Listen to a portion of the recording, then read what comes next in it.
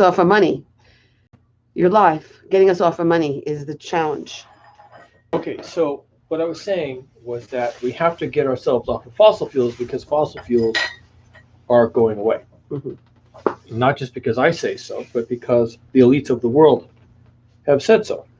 They're going to get us off of fossil fuels because they don't want a world that's on fire where they can't enjoy skiing in Colorado, right? So they're going to get us off fossil fuels. So suck it up, Buttercup. The day is coming. Right. Right. Now, I've said before that I don't know how you get to not having fossil fuels. And this has confused you consistently, so I want you to really pay attention. All right. I don't know how you get to a point where you are not dependent on fossil fuels. Mhm. That's politics, policy, unfortunately, economics, huge numbers of transitions. We need to probably rejigger our communities, re-engineer our cities. It's a huge amount of work. I can't tell you who does that work. I can't tell you how it's paid for. I can't tell you when it starts. I can't tell you how long it takes. I can't tell you what you have to suffer through in the transition, but I can tell you what your world looks like when you're done. It looks like no flying, no driving, no movement of goods, no movement of money, and no jobs, which sounds like a dystopia, which sounds like Mad Max, we're all going to die, we're all cannibalism, the whole thing. But that's not it at all. Right. No. That's not what it is at all. No. In fact, it's the exact opposite It's of survival. Mad Max and cannibalism. It's survival. It's a much gentler world, Right, quieter, right, quieter. less pollution, no pollution probably, because that all comes from fossil fuels. Right. Hyper local, everyone has work, nobody has a job. Now, the fourth point in there, no movement of money. No money. No money. Right. And how do we No deal with our movement of money. mortgages is what we were Now, talking. you're going to have it in Transition, addition we have to to in transition. addition to transitioning off of fossil fuels, Right. and you end up in those places. Right. You have to transition off of money Right. because you have to transition off of jobs. Right. Okay, this whole jobs, salary, paycheck, bank account, Abstraction. Amazon Yeah. Prime, credit cards, all that stuff is made possible through the copious application of fossil fuels. Right. So you can't have those things. Right. Right. Right. Right. Now you can have other things, and those other things look a lot like making food, making clothing, making housing, educating your children, taking care of your elders. It looks a lot like what we humans have done since we basically came out of the trees, right? We're very good at these things. These things are important to us. We do them, and we've been doing them with fossil fuels, but we've been doing them without fossil fuels before that came along. So we go back to doing those things without fossil fuels, and therefore everything about your economy changes. That's a transition. No one's having that conversation. I can have that conversation because I know that that's where we have to go, but I don't know how we get there. I can't take people there, but I know what it looks like when you arrive. When you get off the boat and you're in the future, and the future looks like what I just described. And it's hyper-local. And you probably don't get a paycheck. Right.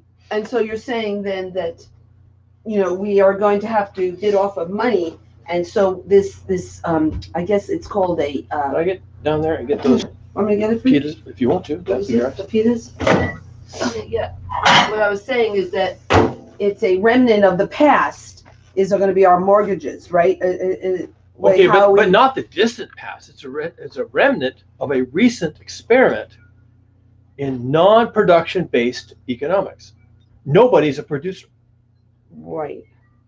Nobody produces anything. When I was a Right. coder, I didn't produce anything. You say, well, you produced code, but you can't eat code. That's not a Right, real right, thing. It's an right, abstraction. right. A priest produces God, okay, and miracles. Well, you can't eat God. God won't feed you. Right, right. For the priest to be able to produce God and scripture, Somebody else had to feed someone him. else has to feed the priest, Right, right? yeah. So they are producers, and the priest, to some extent, is a consumer/parasite, Right. not a producer. The priest never gets his hands dirty. But if Why is anyone feeding this guy? But if we well, because value- he's dealing with your spiritual growth And we and your value place in it, and heaven. we So we provide it value too. that, Right. okay? So we feed the guy. But he's not a producer. He's a parasite. He takes food and he produces nothing. Except maybe- this abstraction, Maybe you said place in that heaven, everybody, purity of the soul, right, whatever. everybody will produce. Everybody will produce potentially. Or if there are Yeah. non-productive members of society, right. they provide a service Service, that you okay. value enough to feed them and keep them alive. Okay, fine. All right, fine. That's good. Yeah. And I think a lot of our future is going to depend on living smaller, a smaller footprint, living more people. No, I don't think so. You could have 20 billion humans on the planet Earth, but not the way we're doing it now. Okay.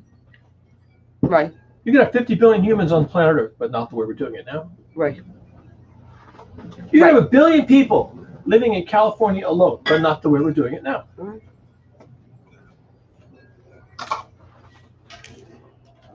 Your fossil fuel footprint goes to zero. Right. Doesn't mean everything else goes to And zero. then, what I'm saying is these leftover financializations of our homes, that has been part of our way we do it. We borrow money and we pay for our mortgage. And then we pay for our rent. These things are going to have to become part of a trade and barter economy where we work in exchange for housing, that type of thing. But then there's the remnants of our mortgage, that is 15 more years. And so how are we going to pay that off? And we said, we're renting rooms. Now, that means we're going to need coinage to pay for the mortgage still, And so those will be people who are still getting salaries that are not on a work-based economy yet. Or maybe all of us are on a work-based economy, creating food. That is just going to be a requirement that all of us spend like 2 hours a day minimum growing food. That might just be Let me a simplify requirement. it for you. Mhm. Eventually, I'm a landholder. I hold title, Right. and my title is inherited. My kids get it from me. Mhm. Anybody who wants to live on my property, they have to pay me in exchange. Mhm. What is that? Do they work for me? Mhm. Maybe they work for me. Maybe I've got a cook. Maybe I've got a house carl. Okay, someone who manages the property. Maybe I've got a smithy, and I'm a blacksmith, or someone who lives here as a blacksmith, and I gain value from that. Mhm. There's lots of work to do in that scenario, but there's no job because there's no salary. Mhm. Everybody's a producer of some kind, and I either glean from their production, or they give me some of their production in exchange for a room. Mhm. Because I'm a landholder, and they are not. I see, but we still have a mortgage to pay money to a bank, so Okay, but in the transition, maybe that's going to change. which is probably a 20-year project, all of that goes away. Well, yeah, it's like what's happening right now under our, having, COVID-19. They put it on forbearance. There are lots of people that haven't paid rent for a year And, and aren't going to pay rent for another year. actually, they're saying the state of California is saying that they're going to give money to people to just, wipe off their rent. So Well, maybe we're just gonna. That's basically UBI, Right. and it's propping up a system Right. that right now is broken. Right. So we will have The UBI. deal is off. Right. So UBI would help us pay. So people would get UBI. They would still have to pay rent to us as we are building, so we can get rid of our mortgage. That type of thing that's going to Yeah. be paid to the bank. And so a lot of It's people. going to be an ugly transition off Mhm. fossil fuels Right. and out of jobs and into work. It's gonna be Right. really ugly. Right. Oh, okay. We're going to need a lot of leadership. We're probably not going to have it. Right. I don't know how this is going to work.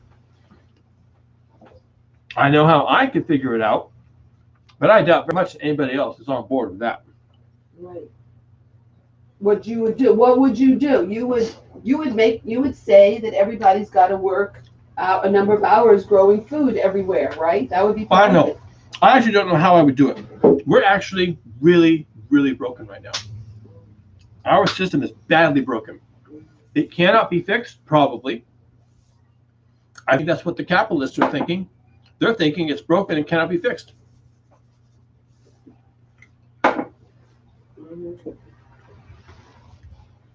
Right. I can see things going sideways very badly. Mhm. Before we finally make that transition to no flying, no driving, no movement of goods, no movement of money, and no jobs, which is where all this is headed. Right. It has to go that way Right. because that's the way it was before Right. we got into this fossil fuels thing. Right. That's how it was.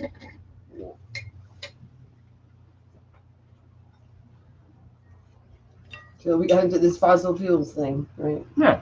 Before the fossil fuels thing, people who moved goods were intrepid entrepreneurs. I mean, they had camel trains and they had sailing ships, and moving goods was a big deal. Nobody did it. Right. 99% of what you needed in your daily life, you grew or created in your community. 99%. Right. Everybody was a producer that you knew. It was all we were all producers. They were either producers or valued service providers who would be basically paid by the community. Right. Through feeding them, providing them with protection And and maybe shelter it's and the clothing. spiritual teachers or whatever that we decide that we're going to. Whatever you valued, you know? And if your village didn't really care about their spiritual development, maybe you wouldn't have a church and a preacher. One less expense, right? Right. Yeah. One less expense. Right. The parents were those. Poor villages didn't have those things. Here in the conquering of the West, towns that didn't have a lot of money, meaning they didn't produce much, if anything, didn't have a sheriff. It was a big deal. Or they didn't have a post office. They didn't have anything. It was a big deal when a town could afford a post office and a sheriff and a mayor and all these things. They really felt like they were on the map finally when they had that stuff. Well, they couldn't have it originally because it would cost too much money. They didn't produce enough. And we're going to go back to that. Mm-hmm. There will be communities here in the South Bay that are too small to justify having a school. Right. Some parent will have to open up their house, Right. have the little children come, Mhm. and the children are in their home in school with some adult who can qualify as a teacher. Right. Because they don't have money to support a teacher. There's a parent who will do it, and that's the way it gets done. Yeah. That's the transition. It's difficult. It's going to be hard for people because people are used to something else. But that doesn't mean the thing we've had for 200 years or 250 years is Go eternal forward. and immortal, because it's not. And I think anything that we have done in the past is not going to go forward, really. Well, okay. basically, You know, Well, I'm here to tell I you, was thinking everybody you living. can try. Maybe that won't work. But if you don't think about it, you won't find a way to do it, and you won't have it. All right? It's called the adult conversation. You got to have the adult conversation about these things, or they simply won't materialize for you. Yeah. And I think it does start with, you know, talking to our children too about how we're going to go forward, you know. And then I think it does, you know, I don't know how. Well, good luck with that. I don't know who's going to do that. Yeah, telling our kids they need to stay local and live with us for the rest of their life. They don't want to do that, I guess. But I think that's the way it's supposed to be. No, you may not want them doing that. Mhm. What if they just become a food pit They don't. and they don't do anything, they don't produce anything, and they just need to be fed for the rest of their lives? Is that seriously what you want? Oh, right. Right, they don't listen to us. But that's where you need to have like built-in protocols, Here it comes. like How many? dictatorship. What? My 670 rules. What My is it? benevolent dictatorship. How many rules do the Jews have? 623, I think. 623 rules. Here come the 623 rules, plus Confucianism. Well, I think that we do need a lot of limits on rules and limits on what we do. That's the problem. We have no limits, and limits are good because I think it just creates a more unity and bonding because you know you're living under limits. I think anyway, and you know, working. I mean, if we go back to the old ways. We did have to, you know, kids, everybody did work on the farm. That's the way it was, right? And even if they went to school. If you were going to eat. Right. Well, first of all, if you were lucky enough to have land, that was a big key. Yeah. There are lots of people didn't have land. So the notion of having a farm Yeah. and a large family to work the farm was a non-starter. They didn't have land. Mhm. So if you were lucky enough to have land, however that happened, Mm-hmm. and you had a family to manage the land, however that happened, Mm-hmm. then you could have these discussions about what do the kids do. Yeah. Well, that was by no means a given or a gimme for any particular person that they would have that set of opportunities. Right. That's true. That's true. A lot of people, But yeah. a lot of second and third sons would go into the city and try to become a tradesman, or in later centuries work in a factory, Mm. because there was land, and the oldest son got the land and they didn't get anything, Mm. or there Yeah. was no land. The parents did not have Uh-huh. property, and the father and the mother worked as day laborers. Yeah. And when the kids grew up, the parents couldn't support them because Yeah. everybody's got to do something. So they Right. would go into town and try and pick up a trade or try and get their own hustle. Right. It was not pretty. People did it though, Yeah. and many of them were quite successful at it. Well, a lot of like- to join the military, Yeah. the merchant marine, the Yeah. sailing, Yeah. or they go into the priesthood. Mm. And think whatever you like about the military, the priesthood, and the being a sailor. Those were the options.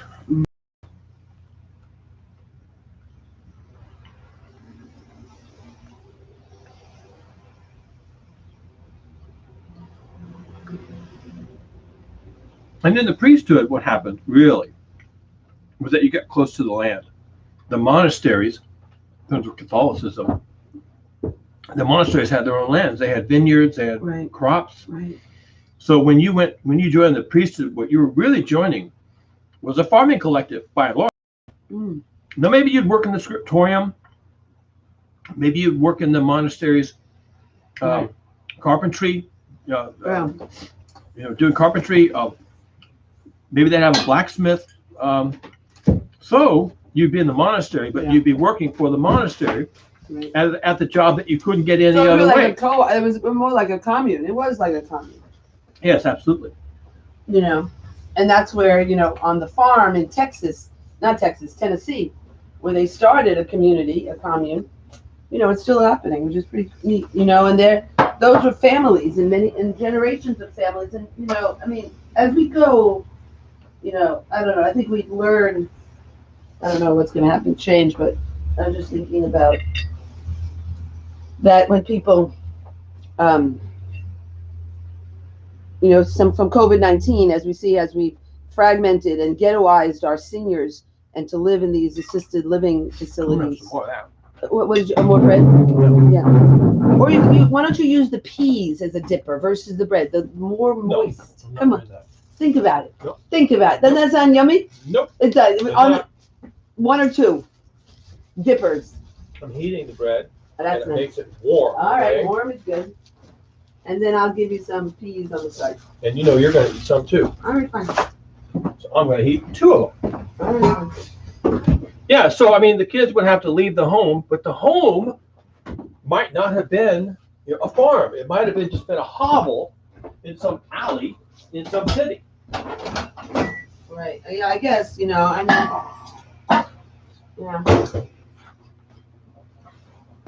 And who knows, maybe that's where we're headed, because they didn't have fossil fuels, and they made opportunities where they could make them. Maybe that's what we're headed for. Oh, yeah. Or, it's, you live, that all our needs are met in the same place. And we don't leave. Now, like when I speak to my girlfriend, Demetrius, who grew up in Louisiana, New Orleans, her whole family lived very close to each other. They all lived in the sixth ward.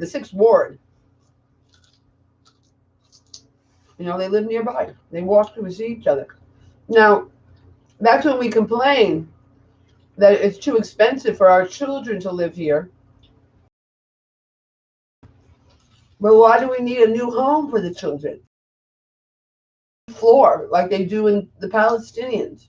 They build flat roofs, and that's how they're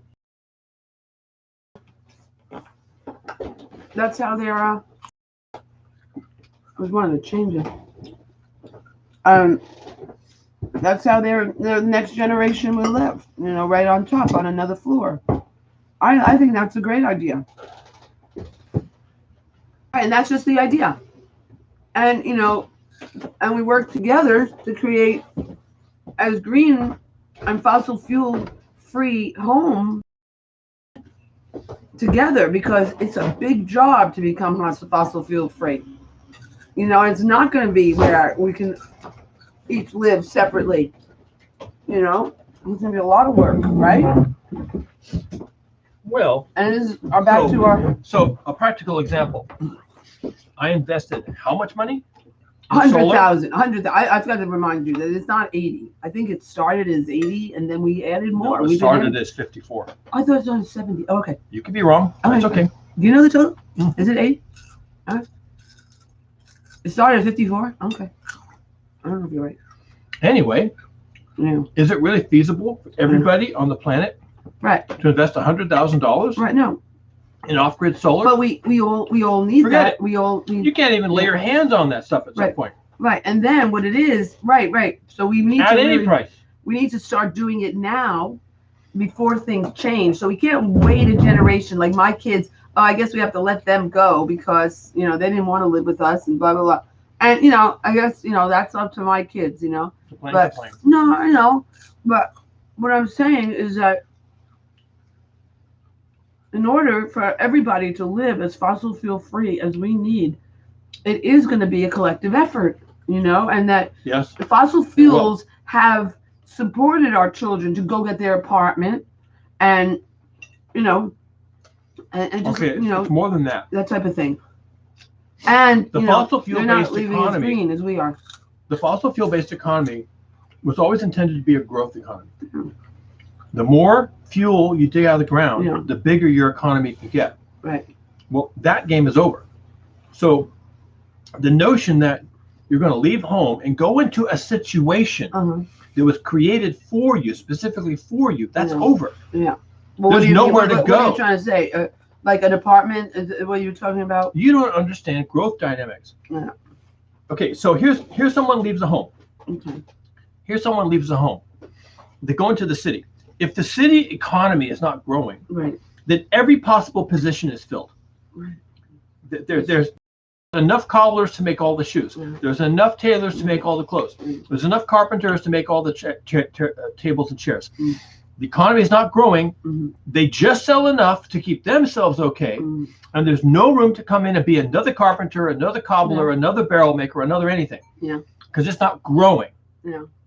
So if you are going to allow that fossil fuels are the reason for any kind of growth, if you look at history, that's exactly what happened. Right. Then you have to allow, Yeah. with the other hand, the other side of that Uh-huh. coin, Uh-huh. in the absence of fossil fuels, you do not have growth.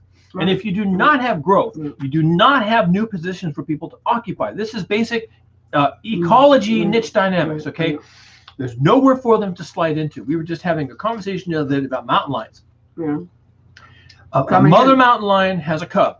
Yeah. That cub needs to go, because the mountain lions are territorial, that cub needs to go find a territory Mhm. of its own when it becomes an adolescent. Mhm.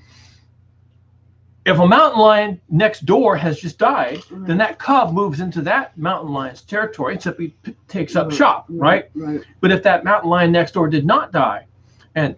and of course they're not making new habitat, and of course humans are always destroying the habitat, then there's no place for that young cub to go when it has to leave its mother. Right.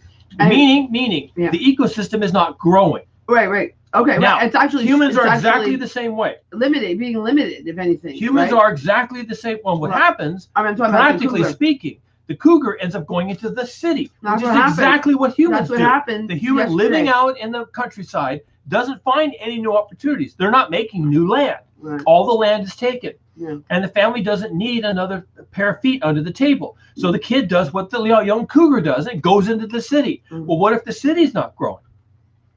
Okay, now in the case of the cougar, this is not habitat for a cougar. He's finished. But in the case of a young person, a young boy, probably, he Mhm. goes into town. What if they don't need a carpenter? What if they don't need a blacksmith? What if they Mhm. don't need a cooper? Then what does he do? Okay, Right. he leaves town and he goes to the next town over. Well, what if they're not growing and Mm. they don't need a carpenter and they don't need a sailor and Mm. they don't need a soldier? Then he goes to the next town. And this is what happens when you don't have a growth economy. Right. It's static. No. And if this boy is moving from one town to the other, and of course he's getting older as he goes, Mm. he gets to some small community where the shoemaker just died, and they ask, well, can you make shoes? And maybe he lies, or maybe he can. Maybe he picked up some shoemaking. And he says, yeah, sure, I can make shoes. Well, now he settles down. And he may have traveled through 4 or 5 communities and aged 10 Right, years yeah. before he gets to a point where he can settle down and start his life. Right. That's because the economy is not growing. Right. Now, with fossil fuels, you can grow your economy by pulling Yeah. more coal out of the ground, Yeah. Yeah. burning the coal, making things Yeah. with it. Now we Right. have things Yeah. we can sell, move, transport, whatever. Yeah. If you don't have fossil fuels to provide that boost, Right. you don't have a growth economy. Right. Okay. Now, Mm-hmm. kids born into this society as so configured are already running up against the limits of what happens when you don't have a growth economy. Right. There are lots of people coming out of college who went into college with the specific deal. The deal was, you get your 4-year degree, you'll get a job, you can participate in the growth economy. We'll grow you a position. There'll be a new company that needs new coders, that has new products into new markets, doing new things that no one has ever seen before. That's a growth economy. Mm-hmm. But if that doesn't happen, or if all the jobs are farmed out to guest workers, or they're automated, which is kind of the same thing, then you go to these companies, they say, we're not hiring. Mhm. You go to these companies, yeah, we don't have any new businesses. Yeah. Our product is fine. We Mhm. have a minimum number of people that need to maintain this Yeah. product, and we're not growing. All right. Right. Now Mhm. these kids are coming out of school and they're trying to find work, and it's like, yeah, we don't need anybody. That's a sign that you are no longer in a growth economy. Mhm. Now, the reason it's not a growth economy in America is because a lot of those jobs went overseas where they continued to grow. Mhm. So if you're Chinese or Indian or Korean or Japanese or something Right. like that, Vietnamese, Filipino, over there they may be having a growth economy. Yeah. Here we don't. So it's really hard for young Yeah. people to figure that out, because they can't figure that out. They don't have agency to figure that out. They were counting on the deal. And the deal was, you get your 4-year degree, take your debt, get out, get a job, pay your debt, and you have your life. Ooh. The deal is off right now. The deal is off. It's been off for a long So time. going into debt is really a bad thing. Yeah. Yeah, if you buy that part of the deal, you're screwed. Going deal forward, is going off. forward, going forward. The deal is off. I mean, Sophie might get lucky. They might be getting rid of her student loan. Well, that's not going to keep going. Okay, the reason to do that is not socialism. It is socialism. It's No, it good. It's a isn't. good thing. No, I didn't say it wasn't a good All right, thing. I I call said it the reason socialism. you do it Yeah. is because the deal is off. Someone has to start sacrificing Right, right. because the deal is off. Right. And so what Marshall really needs is free school. That's what he needs. He needs free school. He shouldn't be going into debt to go to school. No. He needs free school. Going into debt to go to school is at this point a death trap. Exactly. Is it not a growth Right, economy? Right. And in the wind And down it of shouldn't fossil be. fuels, And it shouldn't be. and and in so the we wind have to down of become- fossil fuels, it becomes a contracting economy. Well, so we have to become more socialist. We have to. And everybody will be You're not going to be able to benefited. sell that. Well, let me just America. explain. We were just talking about it. Free school. What's wrong with that? We've been talking about that. Everybody's been talking about it. And I think, and Kat has said it, it was just recently, he was saying how important education is. And we need to, and he was saying that the only way you get help to go to school free is you need to take the classes about the climate science. That's what you remember you said that? You were talking about that, right? And they have to become educated. People are dumb. The Southerners, like, you know, Trey Carter, and, you know, even Bo and the fifth column, he stands out as a fifth column because all the other people are dumb. And he's trying to deal with these dumb people, you know, which is his white people. You know, everybody's trying to deal with the dumb white people basically right now. Mhm. Yep. And, you know, and the religious people are really dumb because all they think about is religion. And that makes them higher in the, you know, I saw that with Carla, you know, she's way up in the church, you know. Only because her husband works for capitalists. She can only do that because of him. That she could be even part of a church and be Yeah. active. Yeah, she's a stay-at-home. She's been a stay-at-home Mhm. mother. Mhm. And that's what's beautiful about Carla. And Carla has done a lot of good things for the community. And she is, when she stays home, because her husband has a fossil fuel-based economy. That's right. That's true. Mhm. and they live a fossil fuel frenzied lifestyle. And their church, And they have no plan and their B. church, and when I talk to her, I mean, they really don't have an understanding of the science, because they have, all they think about is religion. And so that's nice, but they're not very smart about what's going on in their world, and they don't listen to the news. And then if they listen to the news, they listen to Fox News only. That's not very smart. That's not how you learn. But it gives them comfort Yeah. in the face of change. Yeah. Saying it's all bullshit, Yeah. Change is bullshit, not happening. Not to use a word. We don't have Fight to it. curse. We can say BS. I like the BS, and that's BS, but you know what it means. Okay, good. It's lies. It's lies, and we've seen that with Donald Trump. So many lies, and that is the they say beware of false prophets, and Donald Trump was really peddling lies, and he got so many followers. People Even though wanted he to was- be lied to. Yeah, right. And How now, did Hitler get so many Germans to follow him? No, right, he told them what they tell wanted us, to tell hear. us, yeah, He told them what they wanted to hear. Yeah. That they were great. They were great, just the way they were, not because of their works, because they were but white. because they were white. You're Oh. great by default. You cannot be non-great. Wherever you are, high, low, in the middle, you're great because you're white. That's what he told them. Mm. You were born to greatness. That's what he told them. And they Oh. wanted to hear that. Oh, Who doesn't want to hear that? yeah, right. Yeah. And no one is going to step back from that message and say, well, we may not be born to greatness. Come on. I mean, there's lots of other people that are great. Anybody can be great.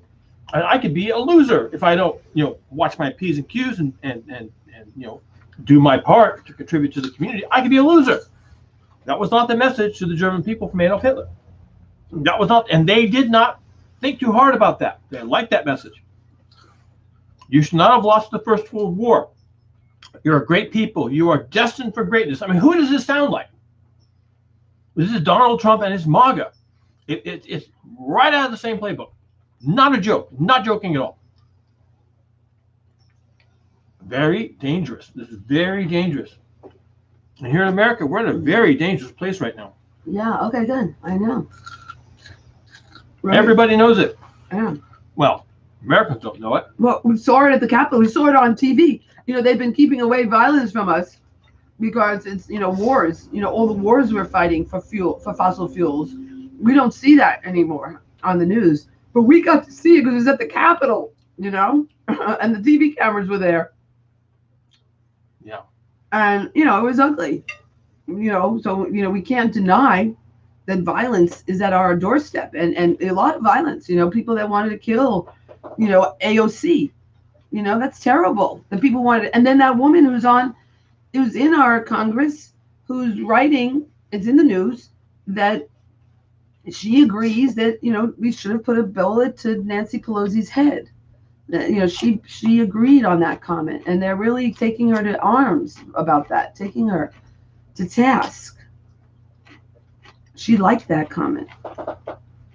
And she's saying, oh, I have, other people who work for me and they act like me. And I kind of see this, and there's a lot of chicanery going on. There can be a lot of chicanery in our government and in our leadership. So she's saying that her comments is now run by a whole group of people, so that sign on is her. And I saw that with Marshall. Well, if they're on message boards, yeah, and thumbs upping and liking, Hitler's about, Hitler was right. Well, then she's got a problem.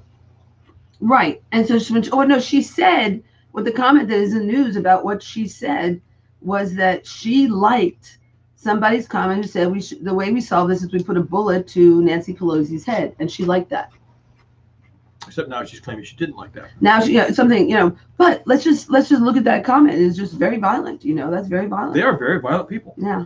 You just saw that on January I know. 6th. What part of that is still surprising to you? But what's surprising is the killing behind it. We didn't know what was, and now we're hearing a lot of the killings that were planned. And we heard that from one of the commentators was saying, All right. Well, let me tell you something. That they wouldn't have done When that you're a if they demagogue couldn't. and you're encouraging your people to storm the Capitol, then Mhm. you don't have actual control to either call them back or tell them how to do that. But you can still be held accountable. And then But when he how got they on do that- television, he said, "I love you. You're the best." Yeah. That was ugly. Right. Well, no, that wasn't ugly to him or to them. That was their relationship. He liked what they were doing That's right. He did. He did. because they were doing it for him. And is that like a Hitler thing, a type of thing? Is what Of you were course. correlating. Yeah. Wow. Yeah. That's what scary. demagogues do. Yeah. They don't ever lift their hand or take the sword in hand or take a weapon in hand. They just encourage their people to do it for them. Then they sit back and they reward them. You're wonderful. You're doing God's work. I mean, whatever they say, right? Yeah. That's how demagoguery works. You get people who ain't too smart. Right. Do your dirty work, reward them for it, and if you have to backtrack, you can always say, "Well, And look what's happening. That's not me. I Look didn't what's do happening. What's so scary that. You can't pin that on is me." that we have to look at this very seriously as a people going forward. If we use what they say is one of our best characteristics, which is called pre-thought, and trying to project what's going to happen in the future and prepare for it, that's called smart. That's when you're smart, and so Donald Trump right now might not get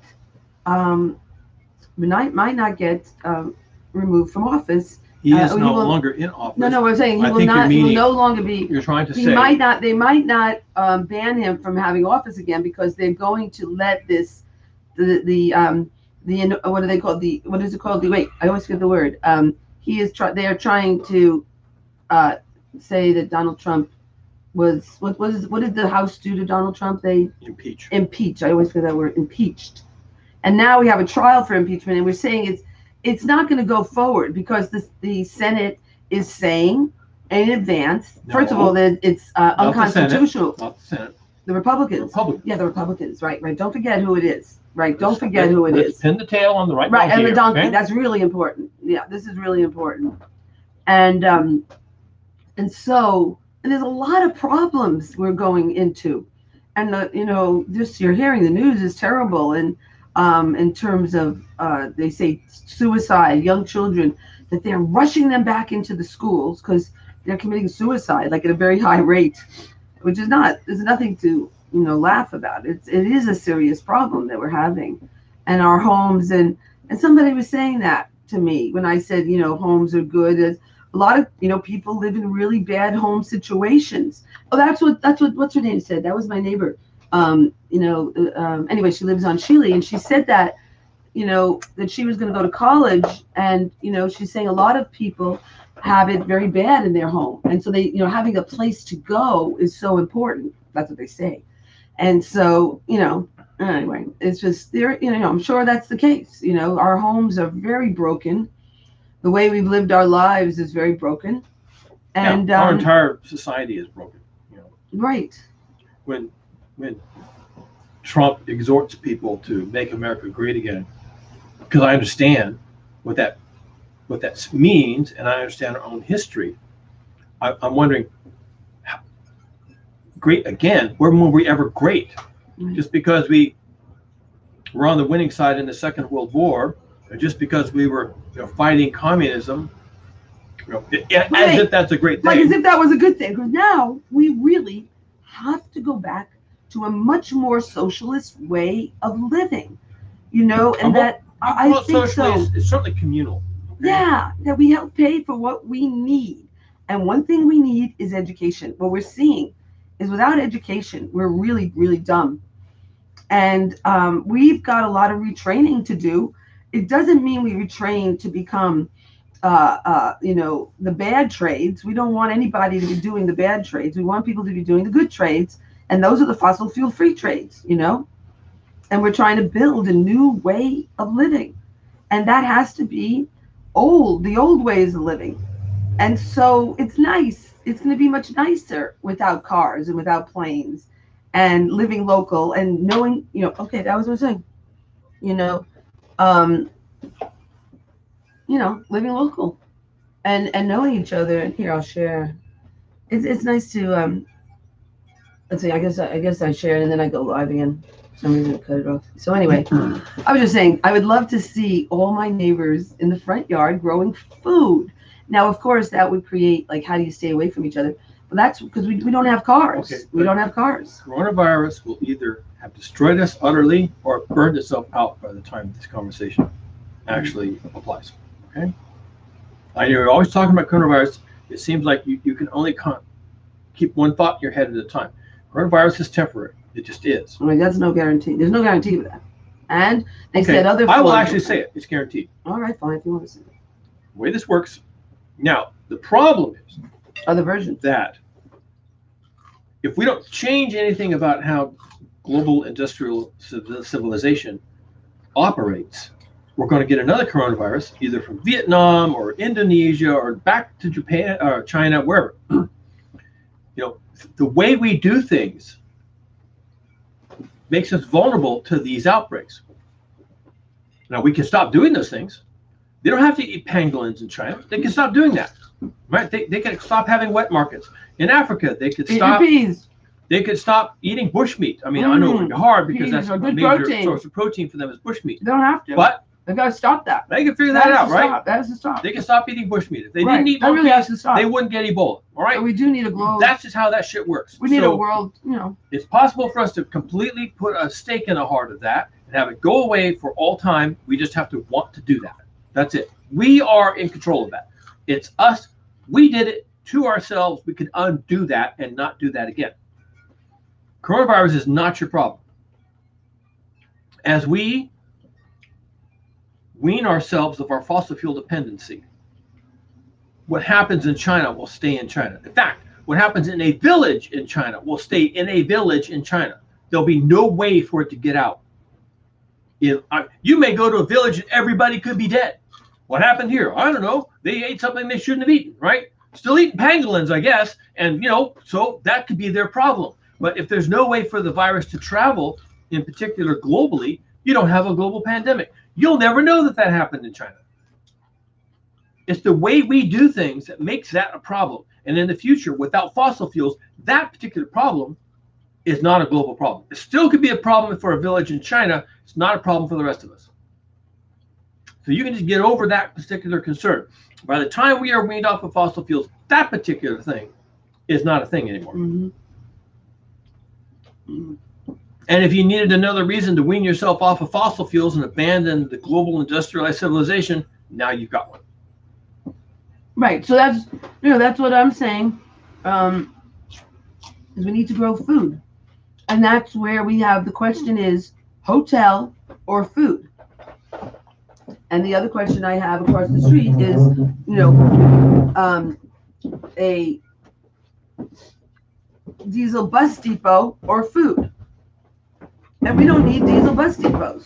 And it turns out, that's exactly where Kat says if we are going to go forward quickly and make this transition so we can maybe survive as a species, because right now that is really in doubt. That's what's called an existential threat. That now we're having many voices saying that. That's good. That's how you get unity. That is unity.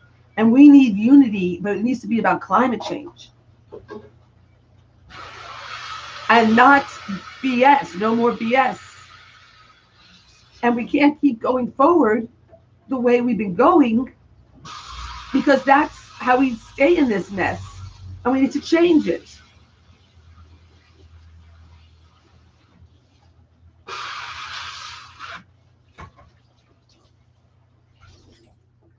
Well, the good news I mean, to envision a new way. if you can't figure that out, nature is about to figure that out for you. We're in big trouble. We're in big trouble, and we either grab this bull by the horns or we're going down. And that's pretty much your two choices right now. You got two choices. Those are the two choices. Right. A coronavirus is taking us down. It is taking us down. So we're not learning from coronavirus. We don't really learn from it. What brought it on? What solved it? And the Mercury News said in their editorial that the government was wrong for encouraging us to go back. And I think that's really impressive. Go back to what? Go back to normal. They want us to go back to outdoor dining and all these things, moving us out of a stay-at-home order. And that was and then we hear that there are threats to politicians for,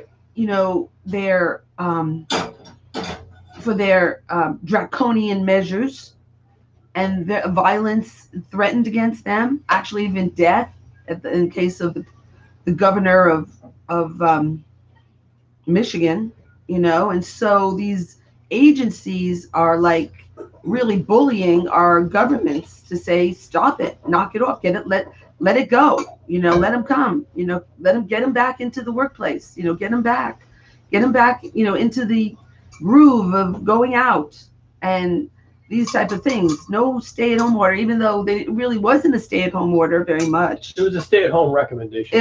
They said that the malls were left open, and 20%, and people were reporting that they were crowded, and people were crying about how many people were in the mall, the workers that were there. I saw that there was an editorial saying, and you need to get out, and now I'm being exposed to you, like, thank you very much. It was not a good environment, and these people are working to keep the stores open. That's not good for them. Yeah, and they're the ones that were getting sick, and the grocery stores. And so everything is telling us to stay out of stores, stay outside. Okay, stay outside. So why don't we make a world where we stay outside and we grow food? And take what, I say, my husband says, or it's science says that we can do, but it really makes sense. He's saying, well, any land that's not developed should become agrarian. And I'm thinking, well, that's a really good recommendation. And I'm thinking about the logic behind that. Well, yeah, of course, it's a parking lot. There's nothing there. So we don't have to demolish stuff and try to figure out where to get rid of it.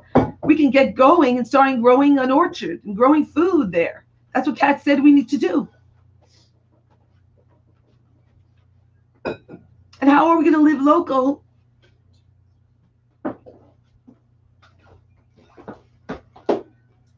So, one answer is we're not going to. One answer is we never turn the corner and this goes down in flames. That is one answer. You can't rule that out as a possibility. We never figure it out and we go down in flames. Literally and figuratively. Yes, literally and figuratively. I realize how bad we are because,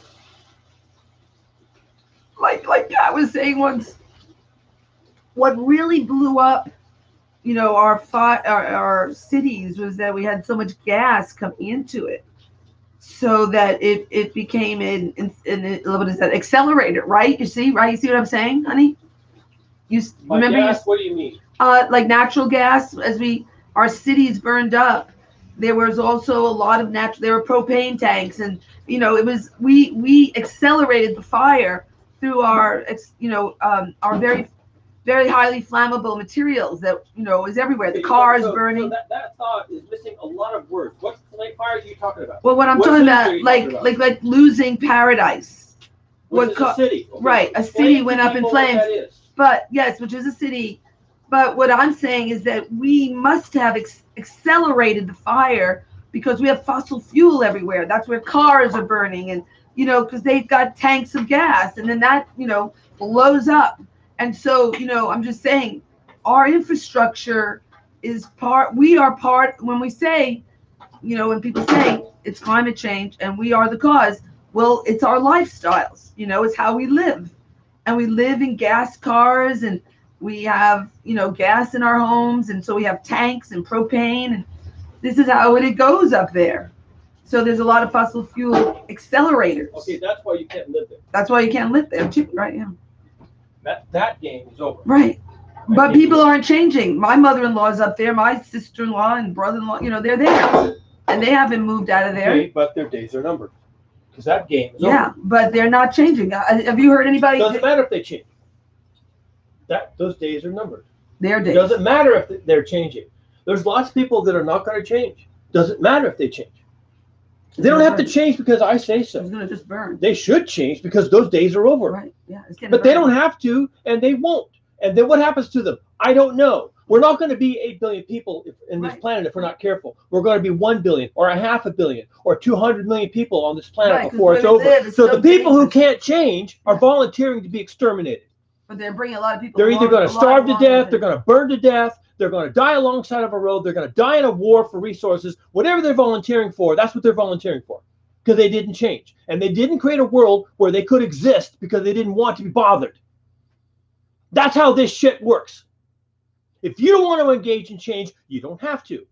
But the universe is under no obligation to provide you with a plan B. The universe does not care.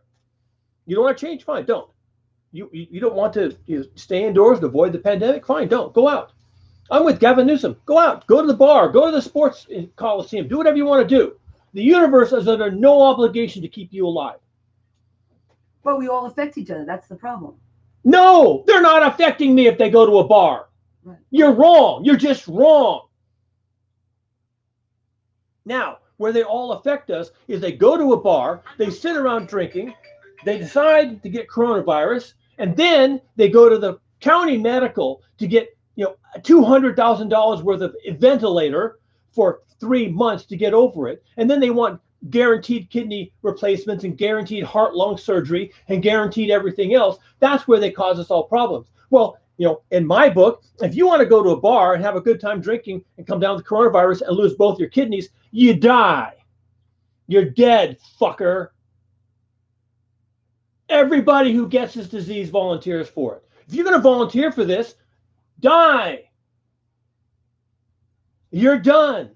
If you want to take that risk and throw the dice and imagine you're going to survive it, fine, throw the dice. If it comes up snake eyes, you're done. We're not even going to bury you. We don't have land to bury you, loser. We're going to burn you and throw your ashes in the goddamn sewer because you're done. That's how you play this game. They don't want to do it? Fine. They don't have to do it. But when you're done, you're done. I hope you enjoyed your life. Because we're not going to give you 3 months of ventilator and 2 new kidneys. You're done, loser. You rolled the dice. You took your chances. Oh, looks like you're done. Fine, you're done. That's the threshold we have to cross. That's the game we're playing now. And Gavin Newsom opens up the state. He's basically saying, okay, fine. You're all adults. Figure your shit out. If you come down with coronavirus and you need 2 new kidneys, we're not going to give them to you, fucker. You're done.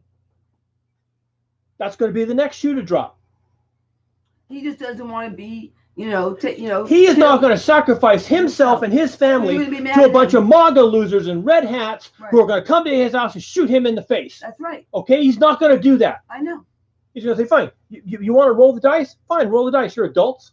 So he keeps his position. He keeps his, Yeah, and his family doesn't get shot and killed or kidnapped. Right, I know. And he's been harassed. Yeah, why would anybody do that? Right. Why would anybody try to save these clueless pinheads from their own adult decisions? Why would anybody jeopardize themselves for these people?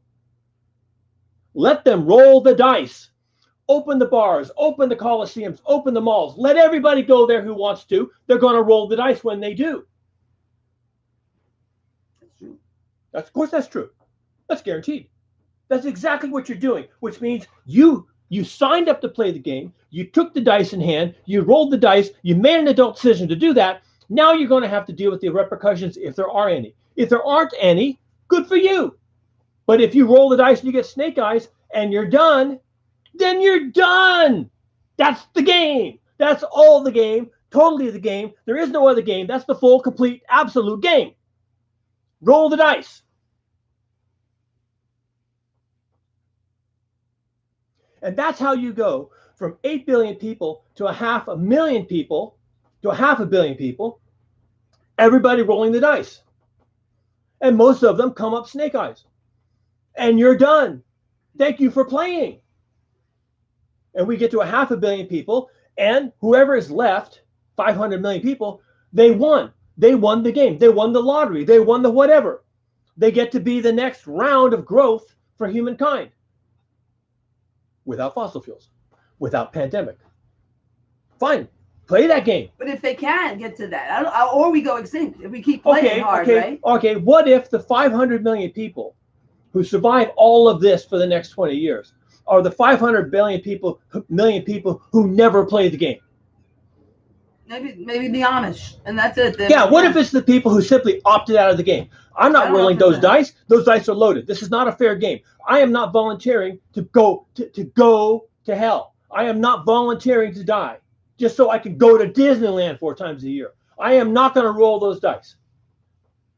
Other people can do that. They want to play that game. Good on them. Good luck. The problem is the anger that we get because, people. We have changed a lot ourselves. Like we live fossil fuel free, basically. What's your point? Get to it quickly. I wanted to hear it. I want to hear the point. We're trying to do what's right. What's that sound? Oh, that's the cooker. And Okay, you can frame it as what's right. We're trying to do what's right, and when they're not doing that's what's a moral, subjective decision on what's right and wrong, and people can disagree. I am not framing it as right and wrong. I refuse to play that game. This is not about being closer to Jesus. This is a matter of survival. Right. Which is not right or wrong. If you want to die, that's your choice. That's not right or wrong. That's your choice. I intend to survive. I am not going to die. And I'm not going to play this game. I'm not going to roll those dice. I'm not going to take the chance. Right. I'm going to stay home. I'm going to get myself off of fossil fuels. I'm going to get my solar. I'm going to grow my own food. I'm going to figure this shit out. I am not in this game. I am not playing this game. And everyone around me can play this game. Good luck. Good riddance. It's not right and wrong. This is not a hippie decision. This is survival. This is Darwinian selection. God damn it. This is not right and wrong. And you keep framing it as right and wrong, and you're digging yourself into a hole. You will never convince people to do the right thing. They will either die or they will survive. And that's their choice. That's their choice. Everyone has that choice. Well, I like how you said that you're living fossil fuel free, and you said a lot of good things, and that you're going to learn to survive, and that means growing food ourselves, and that's what Kat has been saying. That's what I need to do more than anything. Then I say, oh well, I also think about my community and trying to be an educator about what needs to happen. Well, that's because you love them and I don't. Oh, okay. I don't love them. Yeah. I don't love them. I mean, I don't ill, but I don't love them. I don't care about them. I want them to be okay, but I'm not going to lift a finger to force them to be okay. I'm not going to do that. Right. I don't love them. Yeah. I know what you because mean. I am in survival mode and I have to take care of myself first. Right. Maybe my children, if they will allow me to. Maybe not. Maybe I can't even care about them. No. Maybe they're not my responsibility. No. I think really our responsibility is to 7 generations down the line. Is it? Is it really? You really think so? I don't think it's true. I don't think that's true at all. I think maybe that was true when you were the Iroquois and you had all of nature and you could conserve nature and you could talk about thinking 7 generations down the road. We're not thinking 7 years down the road anymore. Nobody's thinking 7 years. No one's thinking 7 quarters. No one's thinking 7 months down the road. We've given up on that. We think we have so much that we don't have to do any planning or take any evasive action of any kind. Well, people are finding out that's not true. We have to take evasive action, right? We have to change dramatically. And it's like, gosh, you know what I'm thinking? If that's what the science is saying, we have to change dramatically. Well, then why don't we change dramatically? You really know what that word means. And change dramatically. That does mean living more agrarian. And that could be a job that we start to do. Because if we don't do it, it won't get done. And we do need to let go of these, I call them, boat anchors of the fossil fuel age. That's why I say I want my street to be an entry into the Google Village as a grand boulevard. and the best of mankind, and that we need to drop the worst. And part of that is that stupid bus depot. And that Kat says that that's where we build our gardens, and that's where we start growing food. And that makes so much sense because one, we could start it now because we don't have a lot of time left. And so, are we going to have food here for ourselves? And that's what Kat is saying, that we need to have that. And this is the most perfect place to grow food. This is the Valley of Heart's Delight. And if we have this parking lot, we should start there. We should start at every empty lot. And I happen to be surrounded by 2 empty lots because they were so much part of the fossil fuel age. And that's why my neighborhood has been so sick and dying.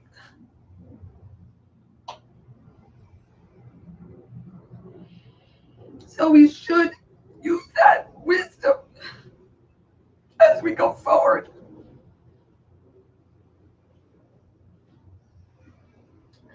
Because wouldn't that be a much nicer thing to see a garden at a bus depot?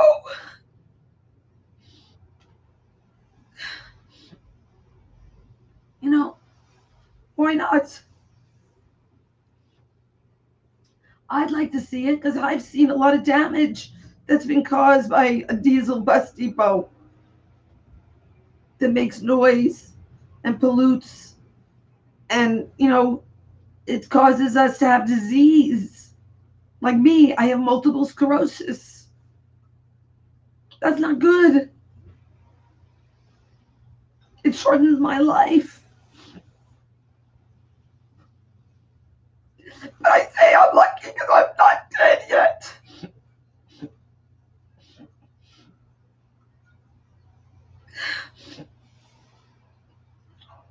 So maybe I have 10 more years, maybe. But even still, whatever it is, I'd like to see nicer things in my community. Why not?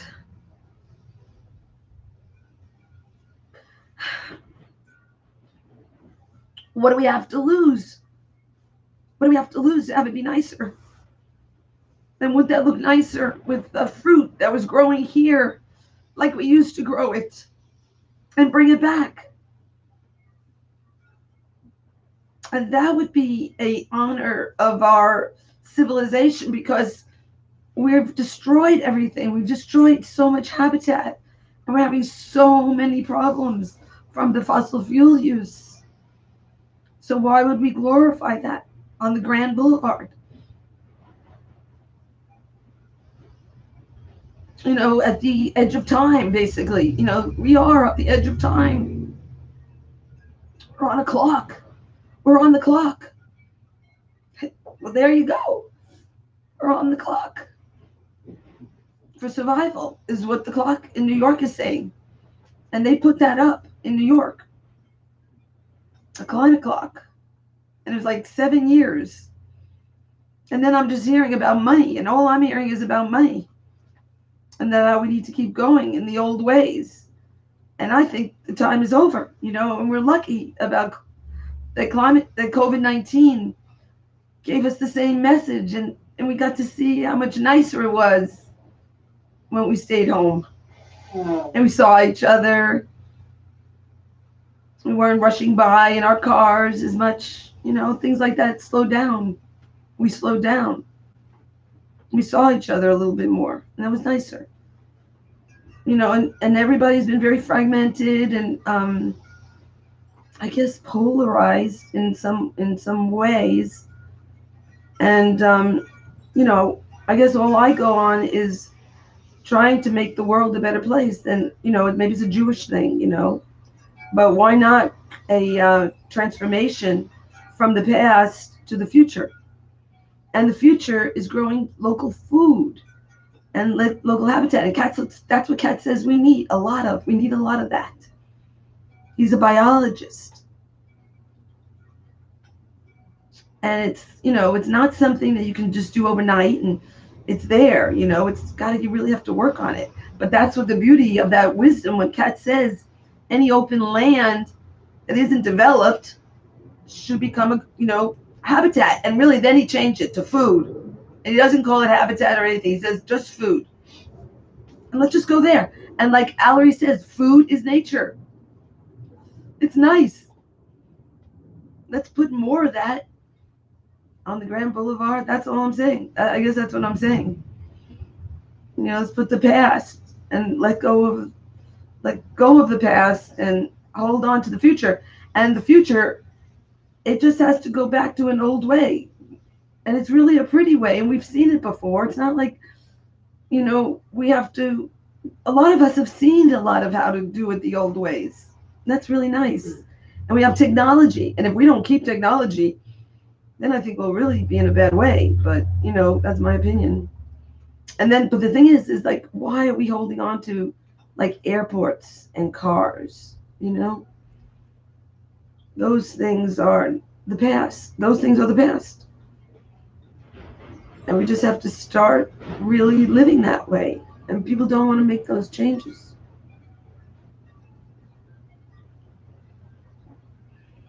And everything, I guess, has become very politicized, and it's all about politics and so now we're not talking about climate change as an emergency. And if we do talk about it, that's what Marshall said, and I thought that was a really wise thing, that if we solve climate change, then all of our problems would be solved. And I think that's true, because we could work more on, like Kat is saying, just breaking the asphalt and turn it into the Garden of Heart's Delight. And I'm saying Allery wants to do that, and that's really exciting. And she's done it before, and I want to see her do it again.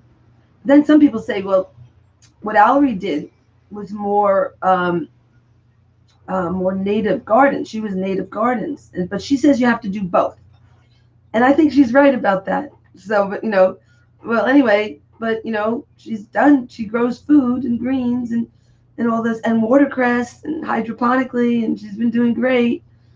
And she does it all right here. And it's like, wow. And then she wants to do 25 more. And she's creating a whole curriculum of fossil fuel free jobs. And I think that's so cool. And I want her to take that land. And I want her to have that land to do that work on. She says 25 by 25, but why can't those be these lands right here? And this happens to be the lands of the entry into the Google Village. And let it be a grand road of the best of humanity. And let go of the past.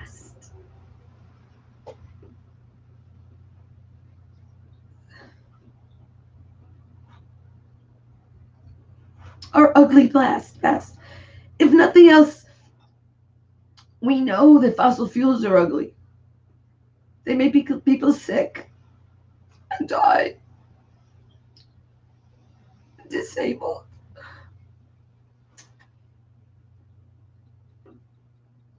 So that in itself is an indicator of its badness, and then is climate change.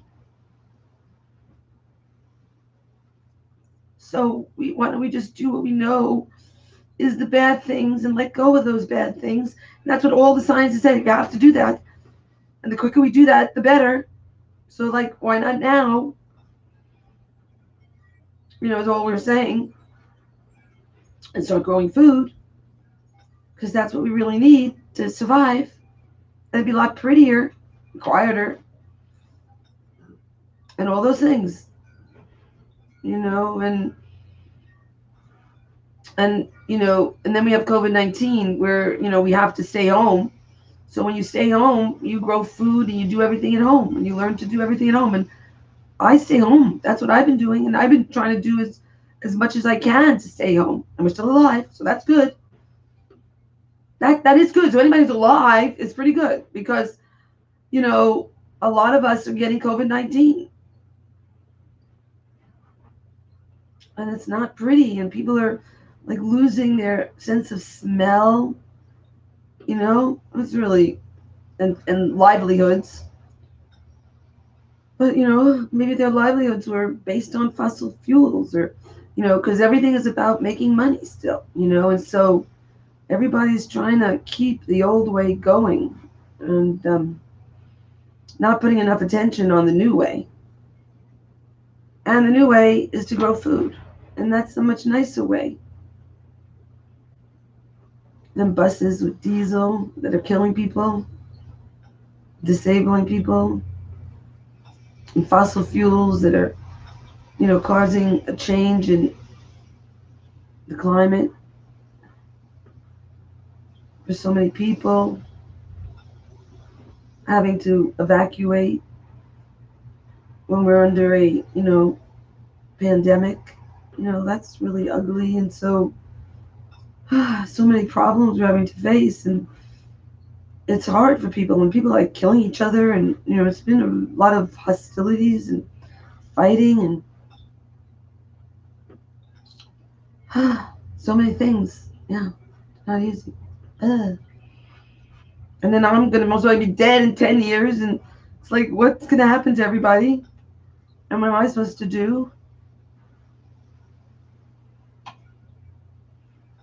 I feel like, Kat says, well, we really have to grow food. And I feel like I have to do that too. But I feel like, well, I also want to leave a legacy of what goes up in my neighborhood. Why would I not try to do that? So I'm speaking out about that. And yeah. And, the general plans of our city need to really be evaluated, because under COVID-19, there's so much change that, you can't go forward with the plans the way they were before COVID-19. And what our priorities have to be. And, the whole world has changed. And so it's looking really bad for mankind to survive. So I just like the idea of growing food and growing an orchard across the street. And that gives me like a sense of, wow, wouldn't that be great if I could inspire that in my politicians? And it's so hard to do. And Kat says, oh, well, just don't even do it. You're not going to change anybody. Just do it as yourself. That's true. Like, I'm not growing food everywhere. It's a big job to grow food everywhere. And so that's what he says all I should be doing. So I think, okay, well, that's most probably true. But, what is my legacy in my neighborhood? Why would I want a hotel to be built where, like my neighbors say, prostitution and all the sins of humanity start in hotels? And maybe that's really true, because hotels are part of a transient, that's part of moving people around. And you want to live local where you know each other.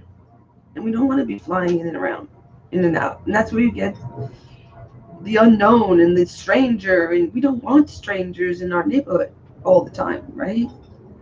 Those are our neighbors. And so we don't want a hotel. And it's very hard to get a hold of the politicians to tell them that we don't want a hotel. I can't get a hold of them, They don't call me back or anything, write me back,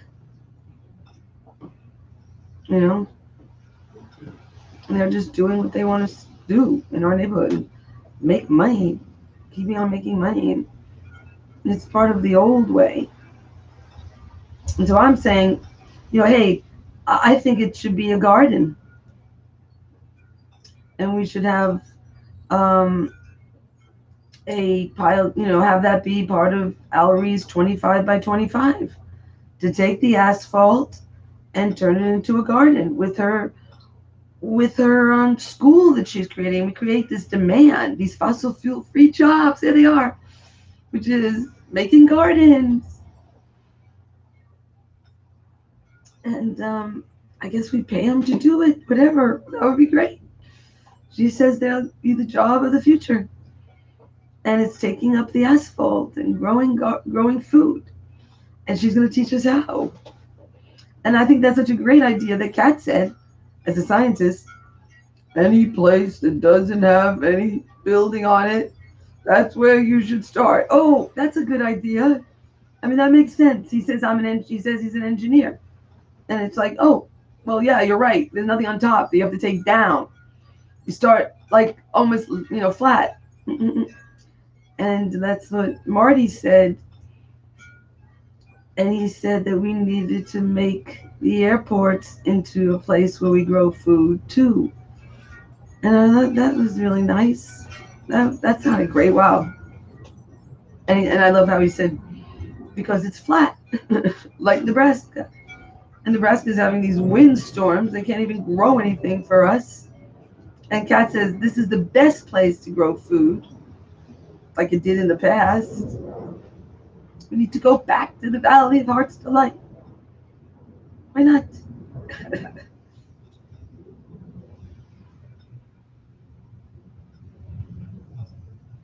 And are on the side of caution. To say stop burning fossil fuels now. And everybody agrees. But I don't know. That's what I guess Kat says, let them all burn, but the problem is when they burn, then we all could burn and we could all go to hell. That's what I'm thinking. So it's like, how do we change to be another way that stops using fossil fuels? Well, we start just getting rid of fossil fuels in our lives. And then we start growing food. And if we, that this could be I guess it could be a program that the city buys the land to make it open. It's like Park and Rec. It should be part of Park and Rec. So I'm going to be on that commission or something. And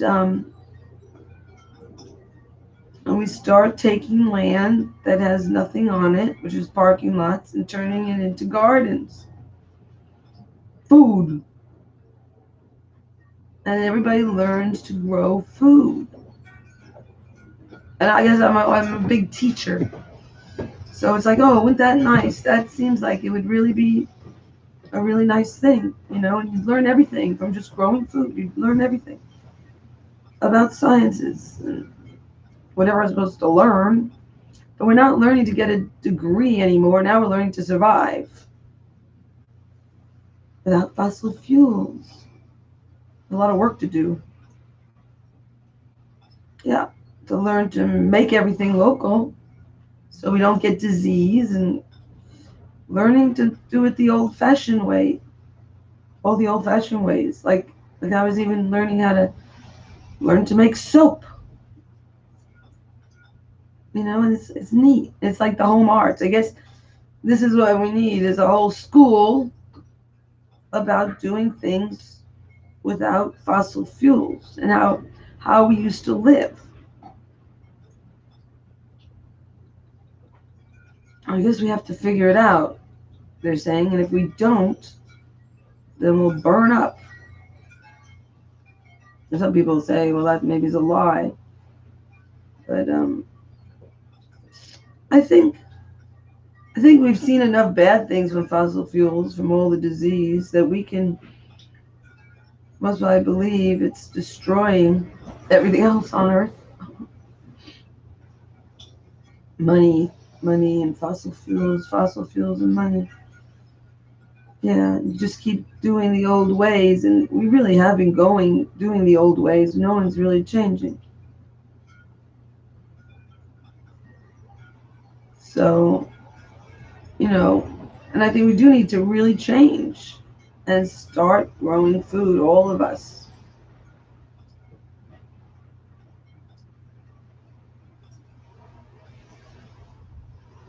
A lot of people will say, well, don't tell me what to do. Okay, fine. But maybe, and then Kat was saying that everybody would be required to grow food. And I think maybe that's the way it should be. We should be required to grow food. It's not a bad thing. And then we're outside. And it solves a lot of problems. It'd be a lot nicer world if everybody was required to grow food. That's how it used to be.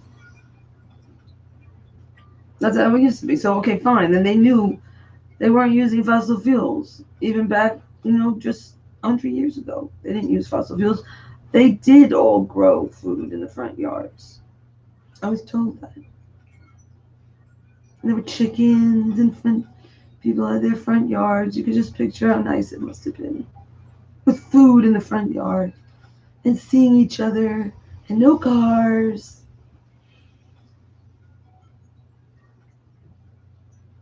So, I don't know. We can envision a new way without cars. And bicycles only. And walking. Bicycle and walking. I think is the better way, where you get to meet each other, get to know each other. Doesn't mean everybody's going to get along, though, so that's another problem. People aren't very nice in neighborhoods. People aren't very nice in general. People haven't been very nice to me. I'm Jewish.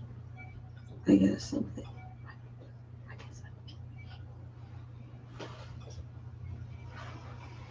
I am Jewish, so I'm different. I'm different.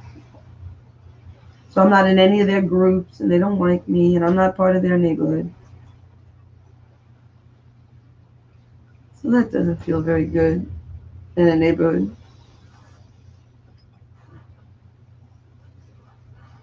But I guess I keep thinking, and I keep working on trying to think about how our neighborhood could be nicer. And we did stop the hotel. And then he said, of course, you could have a hotel next door. And I was like, oh, yeah, right. And then you can't really get a hold of your politicians to talk to them anymore. Or they don't answer. I'm not sure. I don't hear back from anybody. So, not really working. Democracy.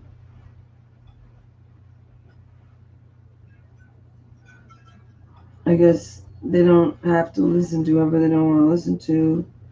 They don't have to call you back. And I don't know. There's no protocols. Everybody works at home. So I guess there's no protocols. I'm not sure what's going on, but it's not working very well, our government system. But the other day, I was in a commission meeting, and they very much wanted public participation, but it's not working very well.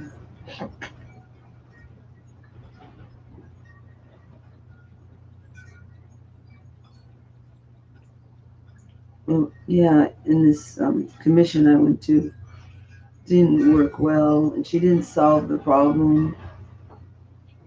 And there's nobody really that answers the phone anymore. And, maybe you get a call back, but maybe you don't. And, you forget and blah, blah. So it does, I don't know. Seems like they would be able to figure it out better. But like corporations have done, where, everybody just works at home and it just goes forward. The government is not working, really, I would say. Not working. So that's a problem. Not good. Another problem you have to solve, you earthlings. So many crises. I'm sorry. But I think it's a very good idea to grow food. and make the earth the garden again. What do you have to lose? A diesel bus depot, a hotel. We don't want any of those things. Don't you want food? We need food. Everybody needs food. Having it outside, all of us growing food, making sure we all grow food. We could change the world. That's change. Nobody's changing much. So if there's climate change, you've got to change. You've got to stay home and grow food. That's it. I think that's it. And so what I'm saying is that, well, if we need to do that, staying home and growing food, nobody knows how to grow food anymore. We need to have schools to teach us how to grow food. And that's like a 4-H. And then there needs to be help where we help each other and we buy more collectively. It is more socialism. And that's the Grange. And then that becomes your very local government is the Grange. And maybe you don't have cities anymore. You just have Granges. Small, very small governments. That's not a bad idea either. Granges, where you work together and solve the problem of everybody growing food. That's going to be a big problem. I mean, big thing how to change people to say that that's important. It's going to be hard. I don't know how you guys are going to do it. I don't know how you get everybody to grow food in front of their house. I don't know. It most likely never happen, but that's what Kat said needs to happen. That we all grow food. And that is a really nice life, is when we all grow food and we're all close neighbors and we help each other. All we're doing is growing food. So there's no so much hierarchy, and if your color of your skin or the religion, doesn't matter. You can have to grow food. So that's like a real, it shows how good you are at staying home if you could grow food. And so, then we all learn to grow food. And I think the world would be a better place. And Kat says that's what we need, is a lot of vegetation. And it all could be food. And it's everywhere. It needs to be on every building, on top of every building, between rows of buildings. He's just been saying what he thinks needs to happen. And he says it's either residence or it's food. And everything comes from there.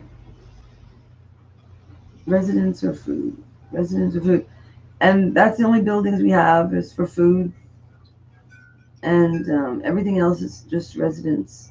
That's how I think it's got to be. And he says it's really, really tall. But it's it's a archaeology where food is very much part of the whole thing of how you live there, is growing food. Oh, and that's the way we're supposed to be, is learn how to grow food. It's the hardest thing to do, is to learn how to grow food. It's hard. It's not easy. And so, there's a lot to learn. It's not easy. And so we help each other learn to do it. And we have, I guess, a 4-H number that, really helps collate a lot of information about how to grow food, because it's not easy to know how to grow food. So so if we need that, then we need a 4-H. That's what Kat says, of learning to grow food. And I call it the home arts, the school of the home arts. How to do everything without fossil fuels, how to do everything without fat from animal slaughter, right? We need to be vegan. that's, a lot to learn how to do. It's not hard at all. We've been vegan, and Kat loves it. And I have a food processor, and we have food security. I'm having food in bulk, and we do that. We make our own food. We don't hardly go out. I really don't go out at all, except for going around the block to walk, get exercise. Even today, we didn't go out around the block. To do exercise. Anyway, but yeah, I don't know if this world will ever change. But I might as well say what I'd like to see it as, so that maybe somebody would hear it and think about it, is that Royal Coach Tours should become a garden. It should be a orchard. And it could be an eco village, but I'm not even sure. Just food production. Just food production on open lands. And we grow up very tall. And everything else is residence. Everything is residence. He says we can go very high, but everything is about food production. And it's all very local. So there. So I'm saying, it's like, wow, yeah, definitely. Wouldn't that be great to take Royal Coach Tours that has, we don't need the buses. We need the open land to grow. Like, so it should just be for food. It should be part of her 25 by 25 growing food.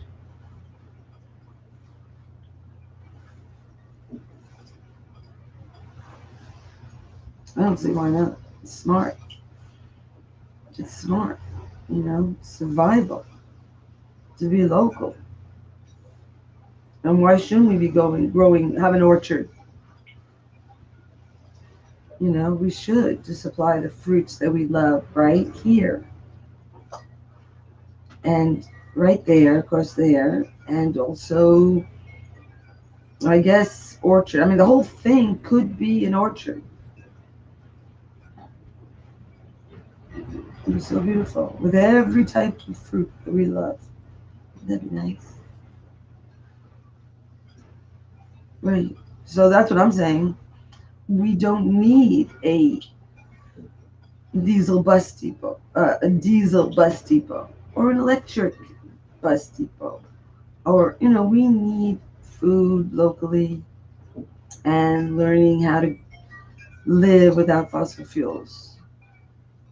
So I think it's a much nicer world. So go ahead and do whatever you want, but this is my suggestion, that Royal Coach Tours does become an orchard. I think completely an orchard would be a beautiful transformation.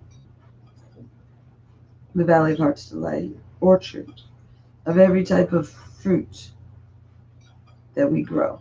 Well, that'd be nice. That'd be so nice, huh? And then every type of vegetable we grow. Oh, maybe that would be it. Every type of fruit would be half, and every type of vegetable would be the other half.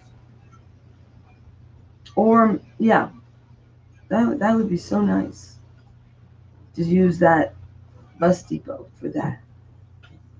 Every type of fruit we love, and it becomes our neighborhood orchard.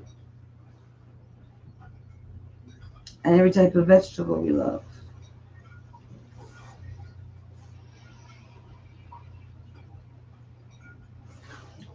Oh, people make fun of me that, there's no way that that's going to happen. Dream on. I think, why not dream about how nice it could be? Why not? It's so beautiful. I was thinking about, in honor of Joni Mitchell's Paved Paradise, put up a parking lot. And then that song is really beautiful.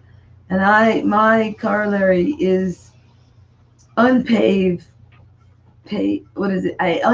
asphalt, put up a garden again. You know, it's so easy to do that, and you can do it right away. And we could do it, and it would be a 4-H project of Allery's adult. Yeah. I mean, I really seriously want that to happen to these pieces of land, but I can't get a hold of any of the leadership. I guess what time is it? I was going to go. But they're going to talk their BS about District 6 and how great it is. Not.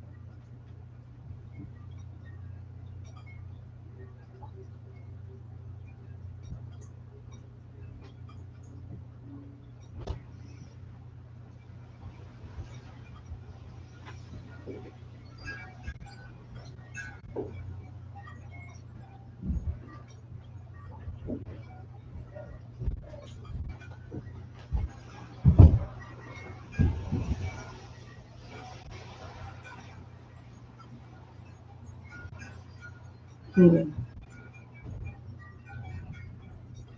I've been trying to get a letter to Google to make this place nicer. That's what I would say is, make it nicer, this great road to the Google Village, as a testament to a new way of being. And so, yeah, I would almost close Stockton Avenue. I would close Stockton Avenue, and I would not build BART to Santa Clara. Big fans and vents. Noise. I haven't wanted it. A lot of people haven't wanted it in our neighborhood.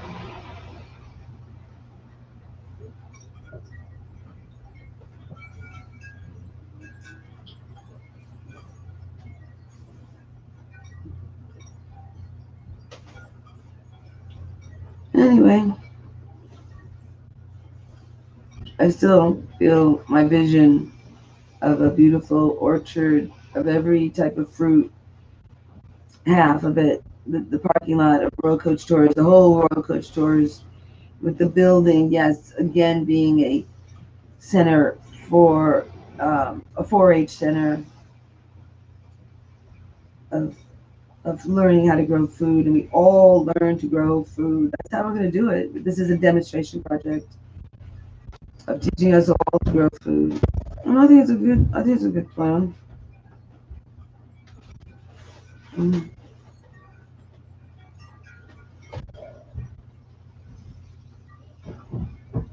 Oh, because I'm still on, but I still haven't done anything.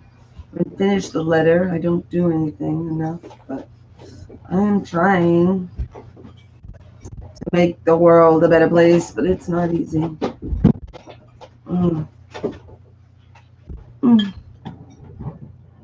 Oh, and this Google Docs I use really doesn't work well. It always is popping up. It really bothers me so much. My Google Docs, that doesn't help me write.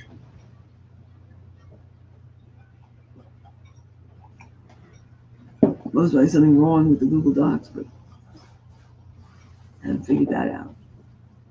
It makes it hard to write. So I like Google Docs. Got a lot of nice features. It does this thing where it pops up all the time. Cut, paste, oh, go away. I don't know what that's about. Maybe some setting I set and doesn't make it good. I haven't been able to figure it out. I guess I'm supposed to call Google, or I don't know. I don't know how to figure that type of thing out. Google Docs, Yeah, so yeah, maybe I can call Apple. I don't know who to call about it. Google. I know they don't give very good customer support. Oh, anyway, news all the time, all the time, all the time. Yeah, distractions, distractions. Oh, it's so much to keep track of these days. Anyway, yeah. So anyway, I'm supposed to write that I want the city. Yeah, and I've been trying, and even I have to write a letter. I was going to write a letter to the head, Michael Brilio. You have to. Oh, everybody's in your email. Their phone doesn't work. It's like where corporations, it goes right to somebody, but with our city, it's like I'm only accepting emails. It's like, oh, okay, fine. So I never emailed them. But so it makes it one more step, to even contact anybody. Yeah, or something. They're not going to return your voicemail. I guess that's what they're saying. Just email me. And I never did. So, that's what happens. It's harder and harder to contact people, and, it's the virtual world. But I guess it's good, but, it's got to be a lot better too. I mean, I'm seeing it's not working that great. Our democracy.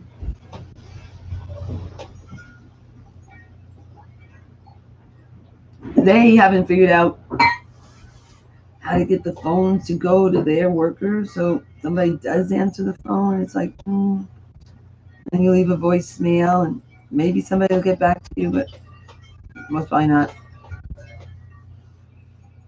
It doesn't really work. Yeah, I'm not sure. Yeah, no real accountability. I'm not sure what it is. But how are we supposed to get our leadership to do better things than what they're doing, And everything is about business and money making. As they say, money is the root of all evil. Money making. So, anyway, just why not make the world what you'd like to see outside your home? What would you like to see? And I would love to see that outside my home is a beautiful orchard, and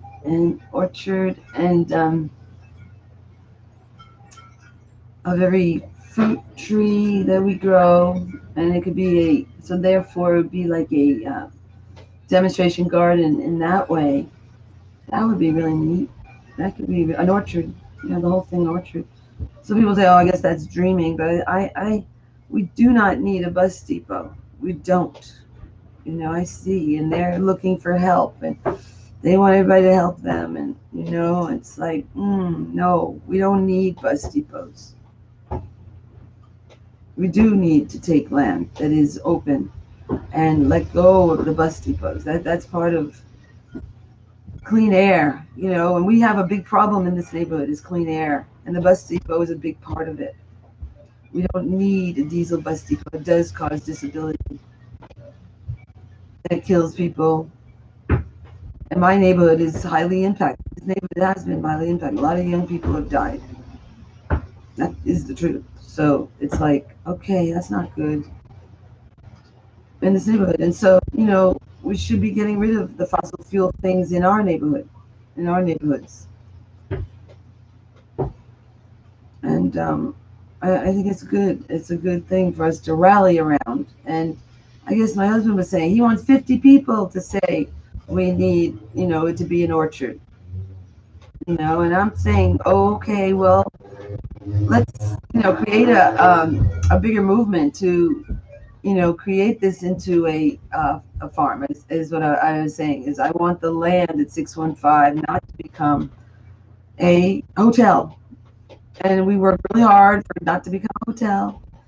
Then, it's okay, it's still going to become a hotel. We don't want a hotel in our neighborhood.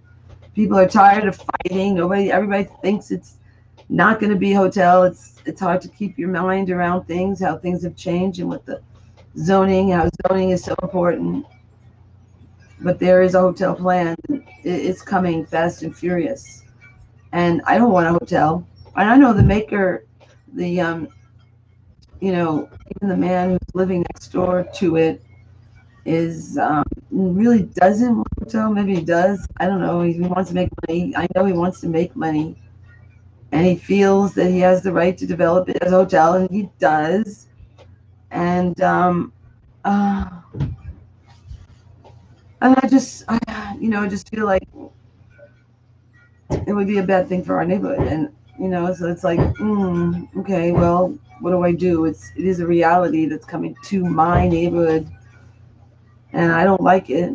And so nice if a lot of people join together to say we shouldn't have a hotel, but democracy is so broken that this general plan is going forward, and it meets the general plan, and really it's, I don't know, it's hard to reach people. I guess I'm supposed to send a letter. I've been working on that. Haven't been successful with that either. Anyway, it's hard to do everything, of life, and activism is not easy, and so,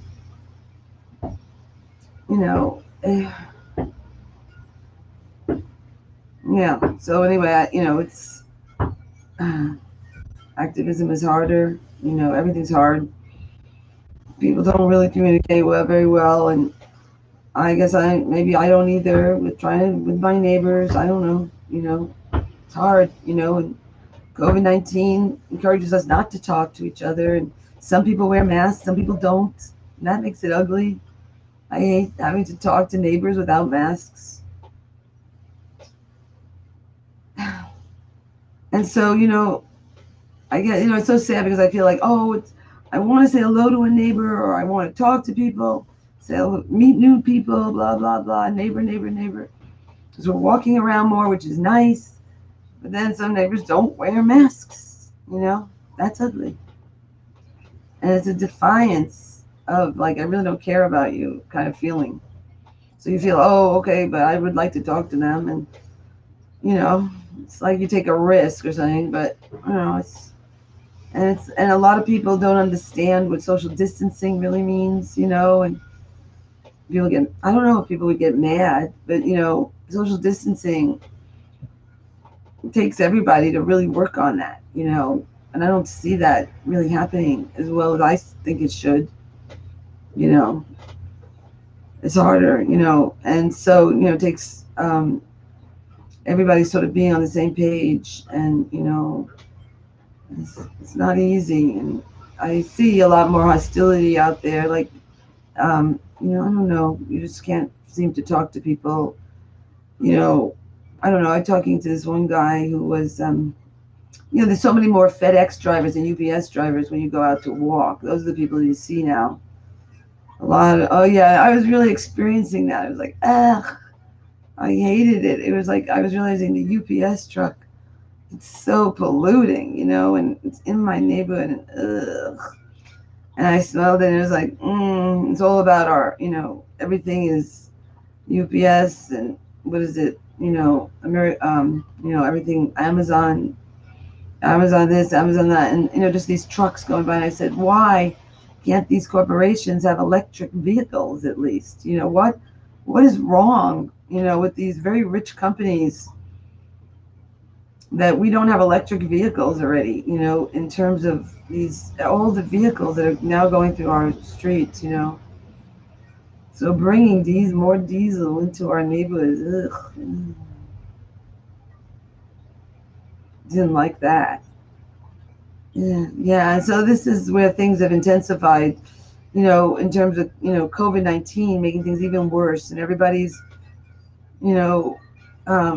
producing more fossil fuels because of COVID-19. It's like everybody wants to drive because they feel safest. And anyway, I just think giving up our fossil fuel lifestyles is the radical change we need. So I'm just saying, I guess I have to start growing my food everywhere. I'm trying my best to get up and grow food.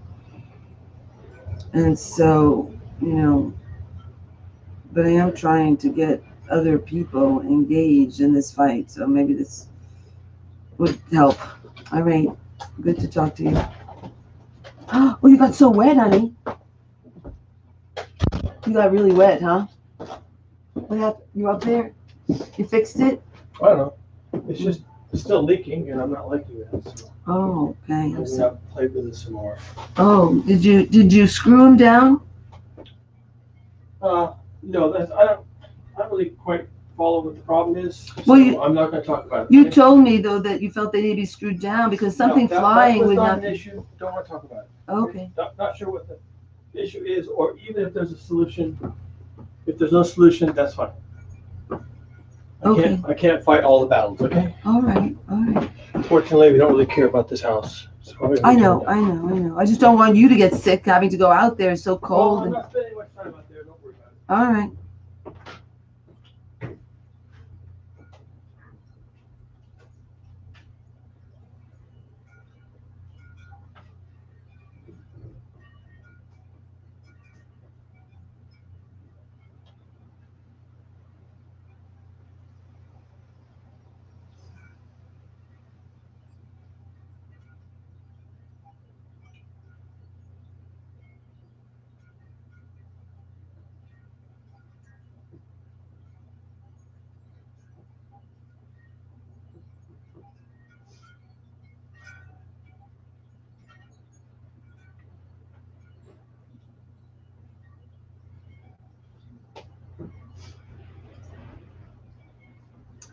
Anyway, I guess that is it. Live. I didn't say much. Maybe I have to get up and do something. I guess you could stay there. I don't care.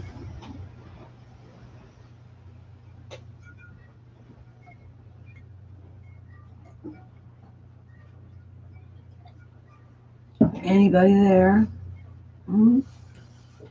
There's one way we connect with each other is Facebook Live. But I was saying, somebody was saying, there's a fight against speeding on his street and how he wanted engineered solutions. And I was saying that too. It's like, how do we engineer solutions into our roads? I think that's the only way to slow traffic. Make it more difficult. I don't know. I was thinking that. I was thinking, I would like that Stockton Avenue to be shut down. I would love that. That would be neat. Stockton Avenue was shut down as a boulevard. I think that's a great street to be shut down. I could see it. Right. Get rid of the bus depot and no cars. No cars on Stockton. Stockton Avenue should just be this beautiful boulevard. It could be a much nicer experience. You could make that whole thing into, you can make Stockton Avenue into the connection, without cars. You take that street and just turn it into, an easy way, for humans to traverse, Stockton Avenue. Just become like, I don't know, just much nicer. Why don't change it? Make it more beautiful. Make it like 1700s, Make it a little paradise, little paradise. Why not? A little village itself, just Stockton Avenue could be a village too. A village, because that's the kind of world we need to go forward, is a world of 1700s, is a village. So we could become, I've said that, a diorama of the best of mankind, just things without fossil fuels, everything without fossil fuels is much nicer. And, just, that's what Kat said, is just homes and food, and I like that. And everything else is growing food. There's growing food. Homes and foods built into the building and around the building. And I just think that is a much nicer, every 5 blocks he said something you could do. He said domain, it's whatever it's called. We take the land for growing food. We buy it. Eminent domain for food growing, and we grow larger crops. But every 5 blocks, it was like really just getting on to food production. I mean, how are we going to grow food right here? Urban sustainability. So, and then Alrie's creating a workforce, which is good. She says, a not fossil fuel free workforce. That's good. People who really have the science down of how to take asphalt and turn it into food production. That's what Kat says. Food. Now, Allery says you also need native plants around there to bring, the insects and everything along. So, okay, I'm not going to argue. That's why, she knows the most better than me, so I don't know.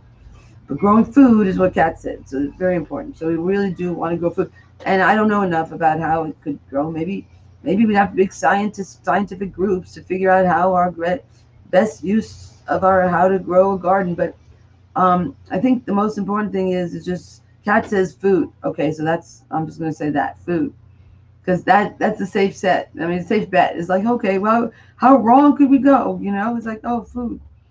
And Kat always says that is nature. Food is nature. So let's make it food.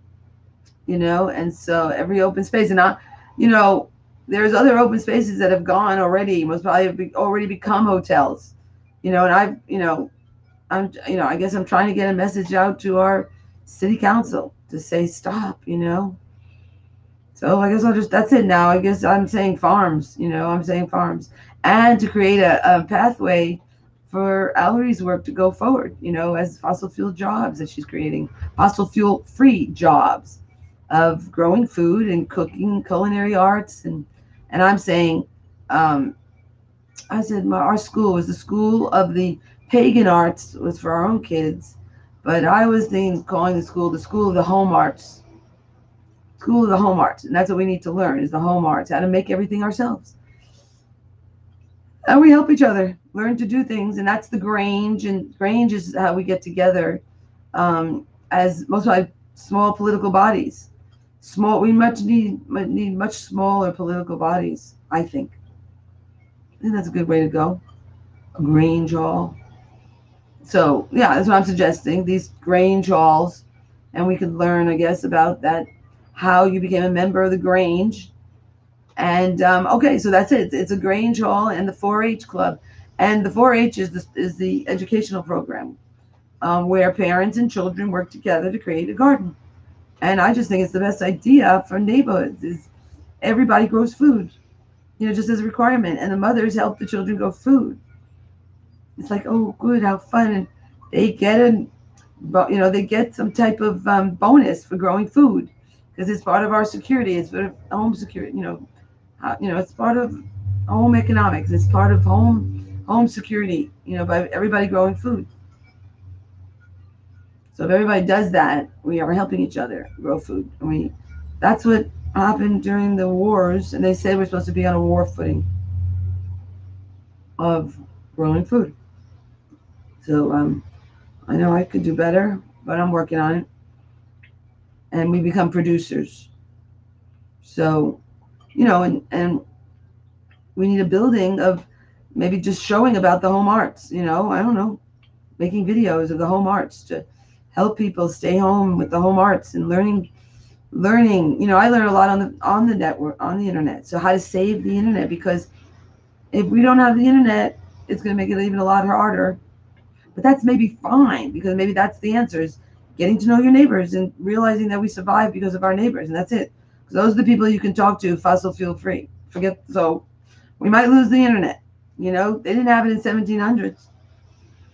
So it's a new world. That's the new world, is how to create this new world of the 1700s. And, at least we have a model of what it was.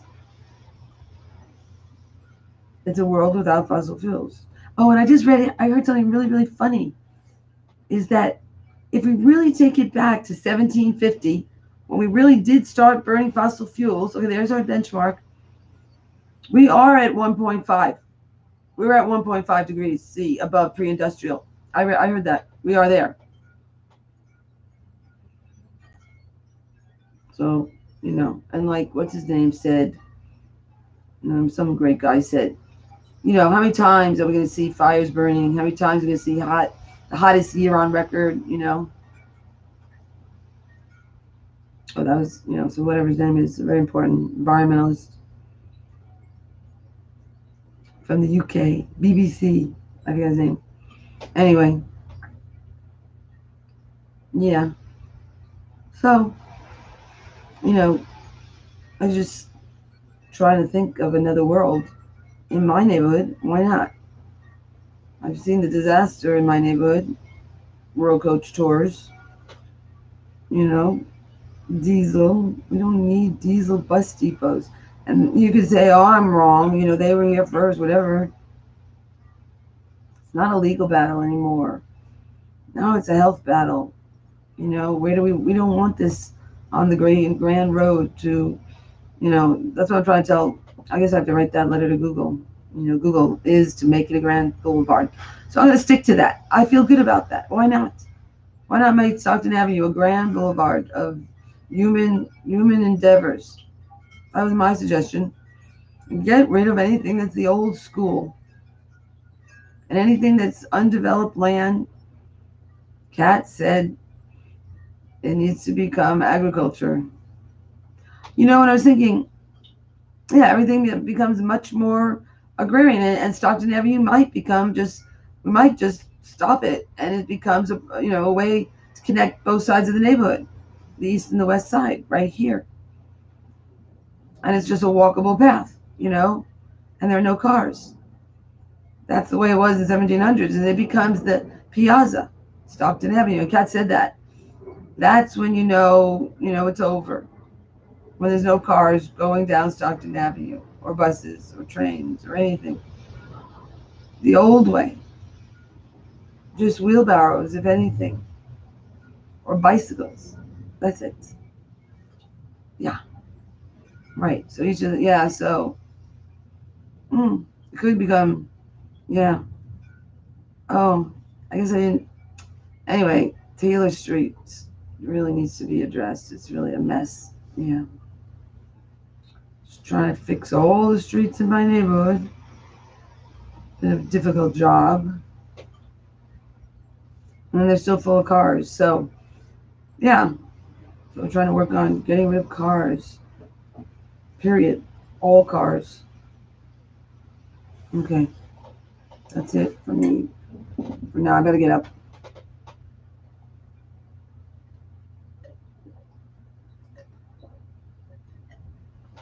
I guess I'm going to go ahead and finish it. Sometimes it doesn't go.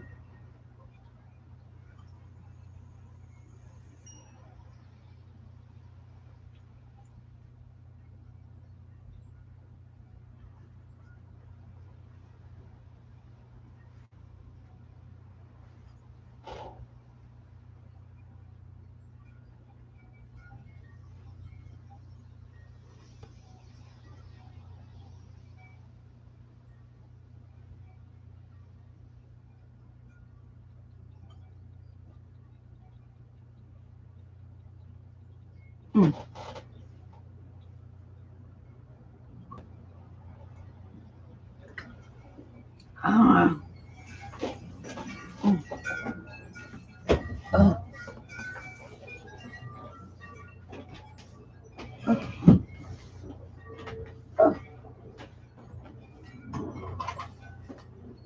Me walking.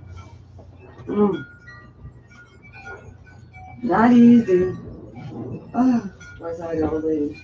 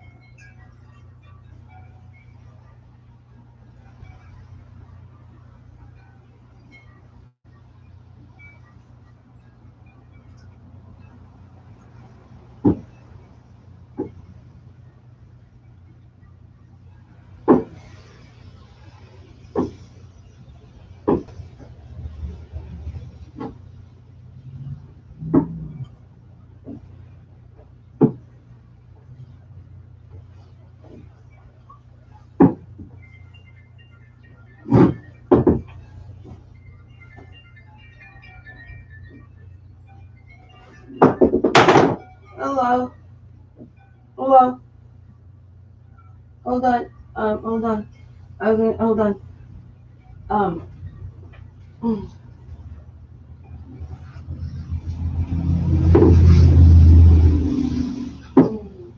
Hold on. I'm looking for my phone. I'm just gonna get my phone.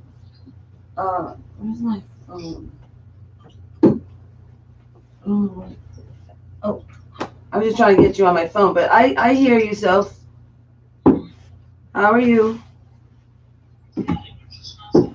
Oh, I really appreciate that. That's so nice. And I was just gonna let you know, it's not been easy. You know, what Dad had, in regards to that, last night there was leakage. Dad had to go up in the middle of the night up on the roof. That's dangerous, So that wasn't very good, and then I don't want him to get sick, going out in the middle of the night, rain, that's, going up on the roof, and we had leakage last night, because, right now, so it's, the house is leaking, because we were, under a different type of protocol. Dad was just building and then we stopped and I don't feel bad because, Dad is planning on tearing down the whole place, so, that's good. But, are you there? No.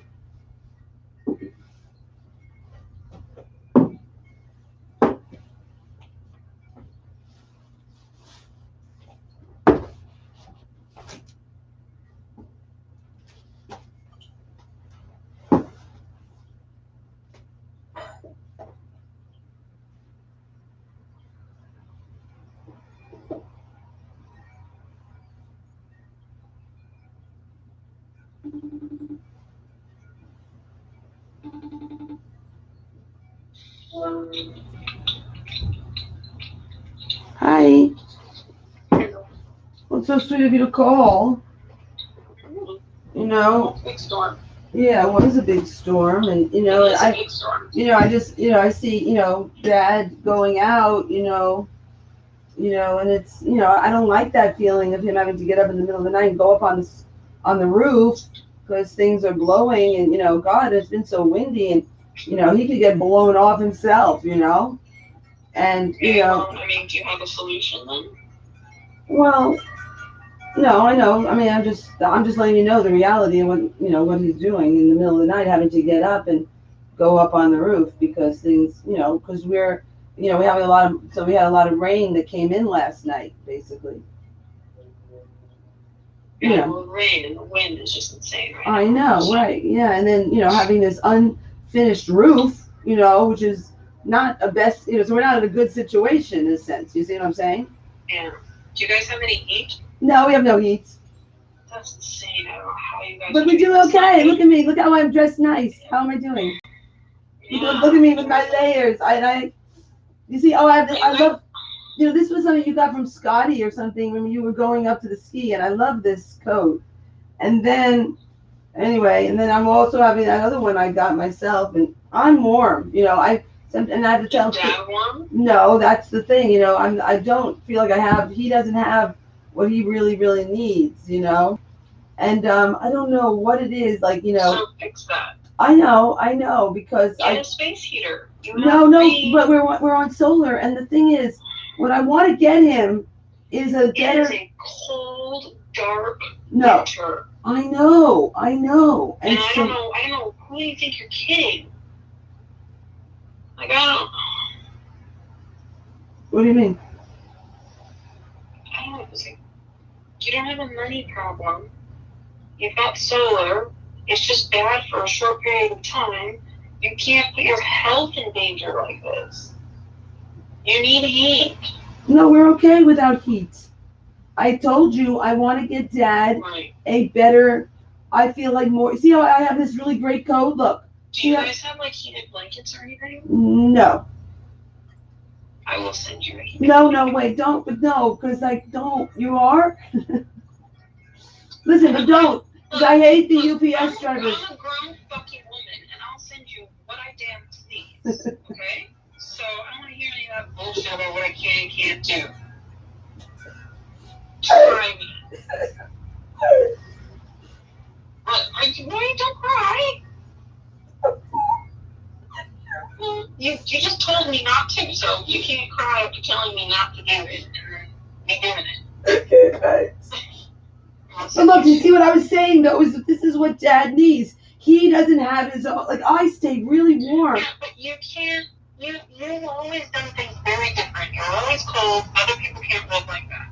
No, I mean I'm saying that I don't get as cold as him. He gets shivering where. But that doesn't mean that it's not a problem. It's No. not your problem. What I'm trying to say is he could if he had a really good coat. See, Yeah, but people don't live like that. Not everyone lives like that. no. What I'm just trying to say is what does Dad need? Is that you said I could go. In your house, in a coat in the night. What was that? In a house in a coat in the night. I wear mine all the time. I know, like I'm saying, what you do isn't necessarily what everyone else does. Okay, fine.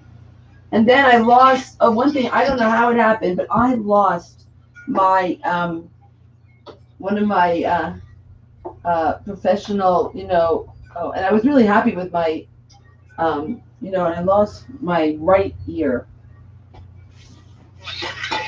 Huh? Oh look, huh? But I don't know what I did. Oh yeah. So I have the Apple Pro, right? I have the Apple Pro, and so I had this, like this, you see, and I used to like do it like you did it with one ear, and then for some reason, some way yesterday I lost one of them, and I don't know why. They were coming out of my ear. What? Hi, are you there?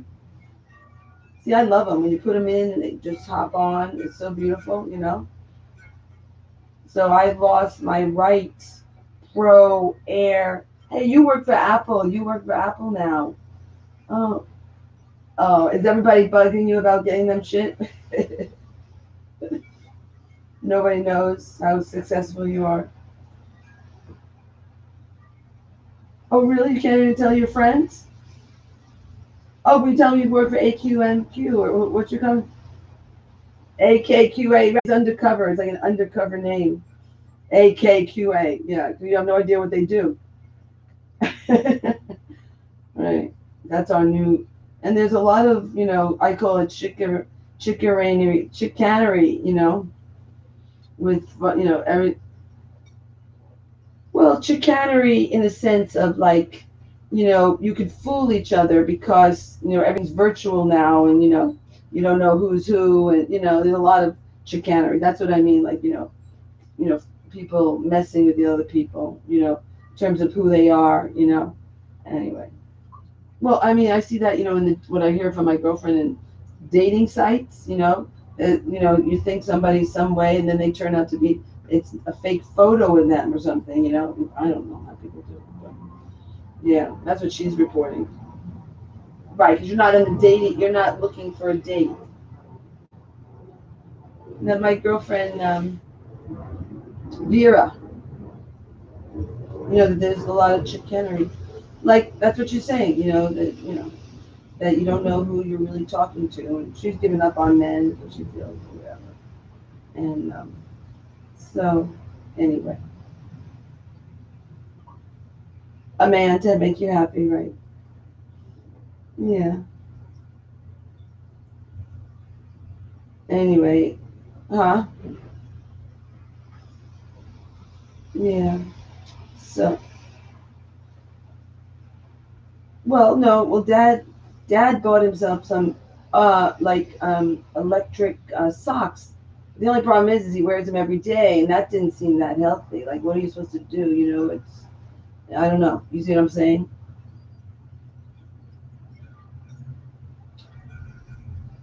Well, no, well, Dad. Oh, well, thank you for caring about us. That's very thoughtful. And I appreciate it. And I don't know. I was just thinking about him going up to the roof in the middle of the night. It's not good. Because he gets cold and wet, and and he's woken up out of his sleep, and that's not the best. I don't know. Of course not. I just feel bad. It's not an easy thing for a man 62 years old to go up on a roof. No, but that's not the problem. I'm saying is that, we're, I know. Right. And what I'm saying is we have a very exposed roof. You understand what's happened to us, you know? Right. And so we have this, project, work in progress. And then, we get busted by, some neighbor and says, and the city got involved and they just said, stop the work. But it turns out the cat realized, that we didn't have a good foundation. So he's going to demolish the whole house, and we have plans, and his plans are almost done. He's got 10 more pages to make PDFs, and he's created a big, beautiful house. The only thing I don't like is that he wants to use PEX, which is plastic, for the water supply. And I don't like using plastic. I'm so against plastic.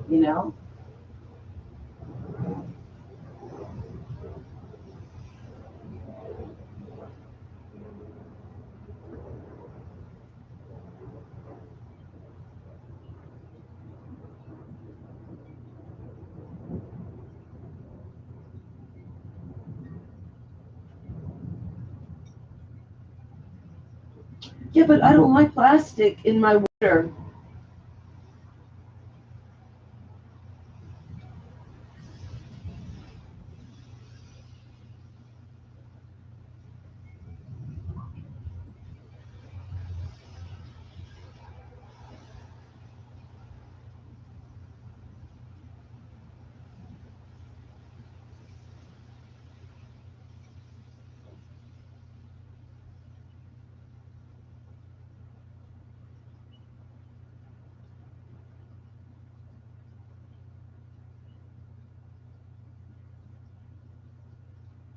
Yeah, but it's so, I know.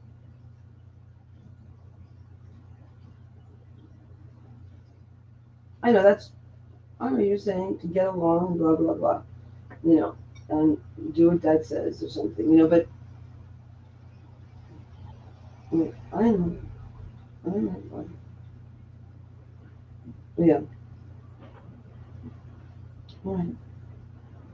Anyway, and I was, thinking about Marshall in regards to him not ever calling me, and how angry he is at me or whatever, and well, I, that's true because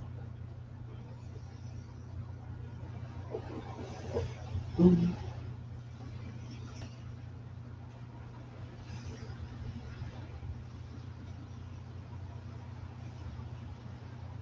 I think I have called Marshall and he doesn't call me back.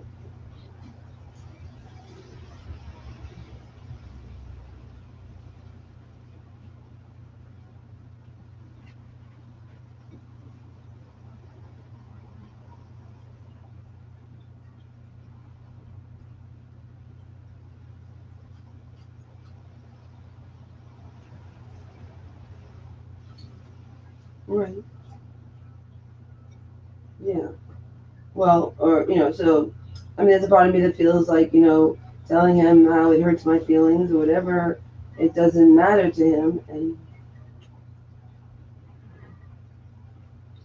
well, why would he not?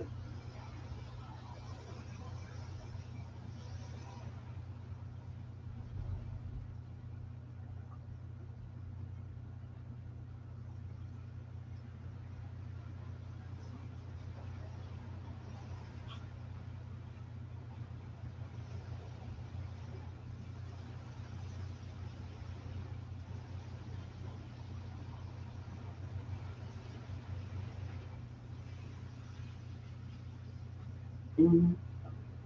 Yeah.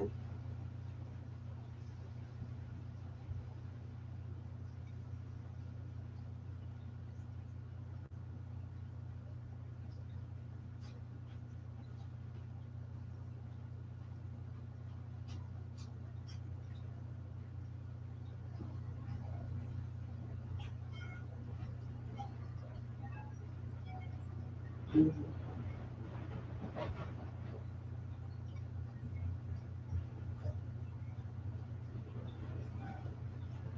Stick with the what?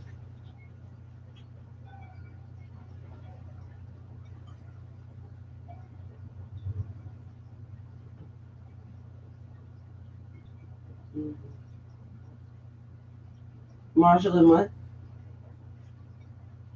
Mm.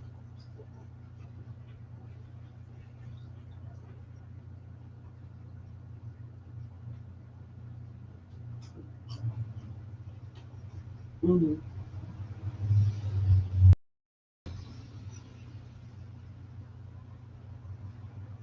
Mm-hmm. I guess so. So, I mean, I don't know, I just was feeling like, well, do I need to call Marshall, and say, why don't you have a relationship with me? And why don't you call me? I mean, you call me at least to say hello.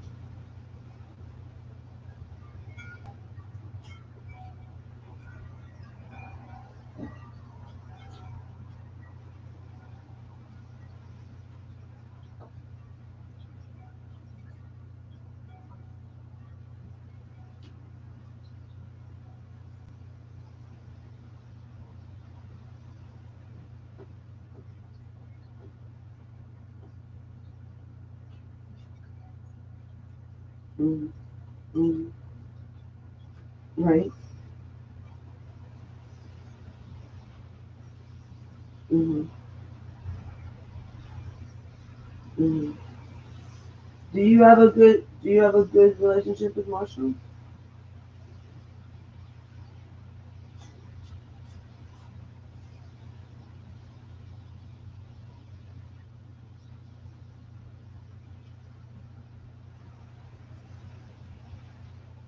Do you have a relationship with Susie?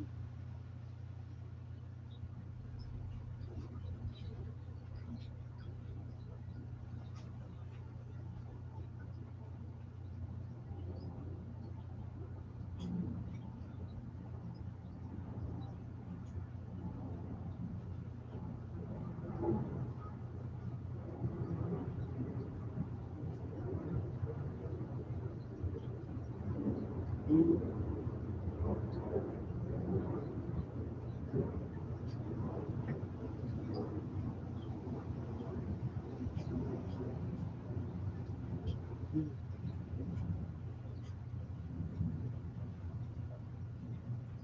Mm-hmm.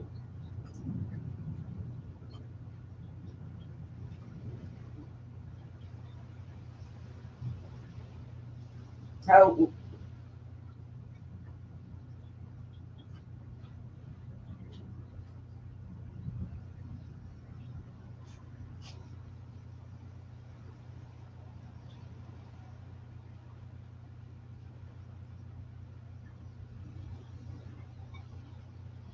Mm-hmm.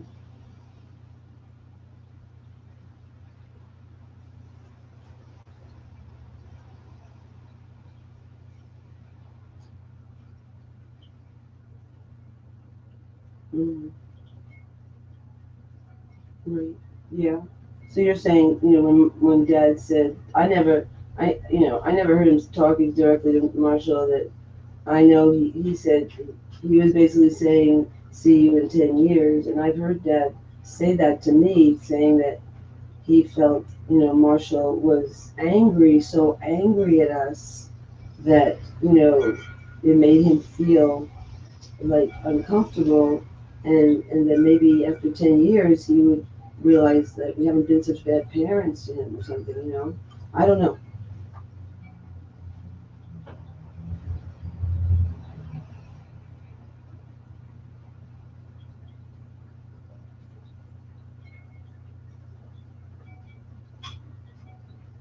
What was that? Expect what?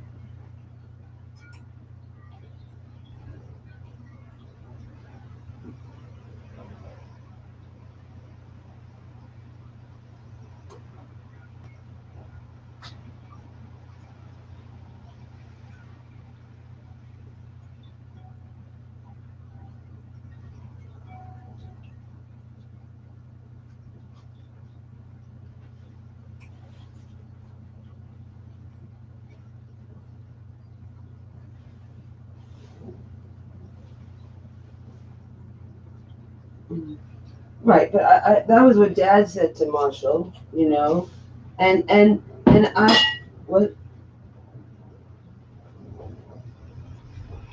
no, I guess it's not true that I've tried to reach out to Marshall. He doesn't respond back. And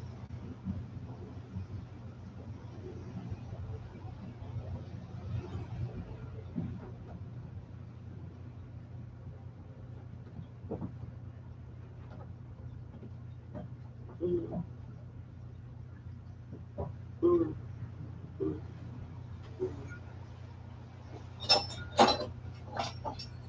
yeah, yeah. Um, so I guess, I was thinking about calling him, and then it was like there was a part of me that feels like, he doesn't like me, and I feel I only have a very short time to be here, and it's like, you know, to try to repair my relationship with Marshall, where I don't feel like I've done anything wrong to him, as for the 20 years he's been here. If he wants to hate me for the last 10 years that I'm here on Earth, most probably, and not connect with me, you know, then I just, well, no, because I was thinking about it yesterday. I said, well, I really should really talk to Marshall because I'm concerned about him, really, actually. And, um,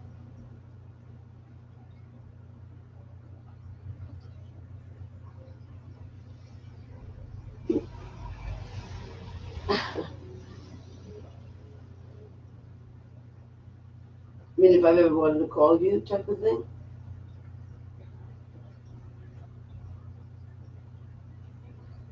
Okay. Um, no, because I've been talking to you. Me and you have been talking to some degree, some little degree more than him even. And you call me. He doesn't. And, well, because something I guess Dad told me was that, what? Well, no, Dad thought,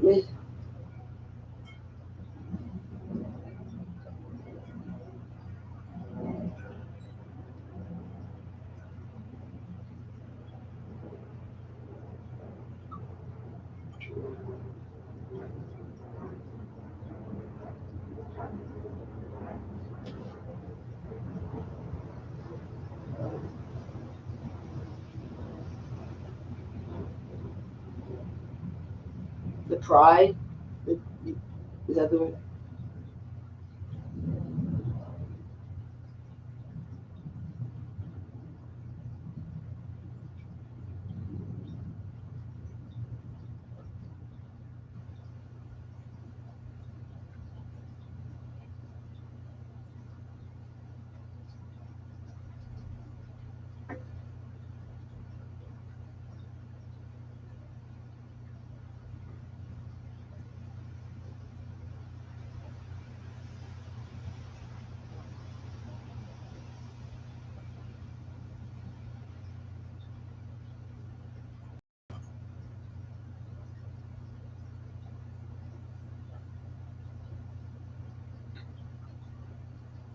The pride and the lack of compassion.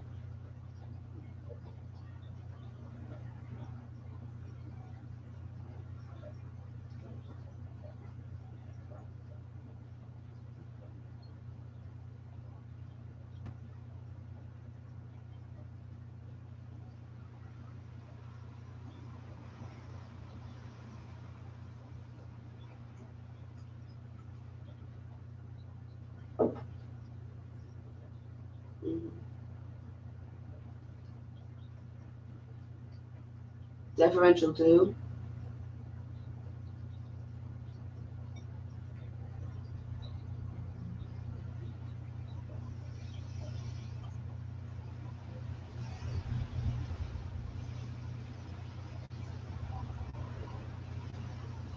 Mm-hmm.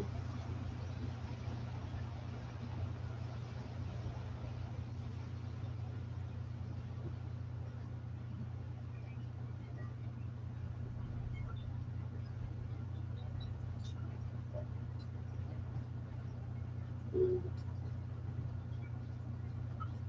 Right. Yeah. I guess. I mean, maybe you guys don't like me that much or whatever it is. It's not about me. I guess I'm supposed to care about you. Right.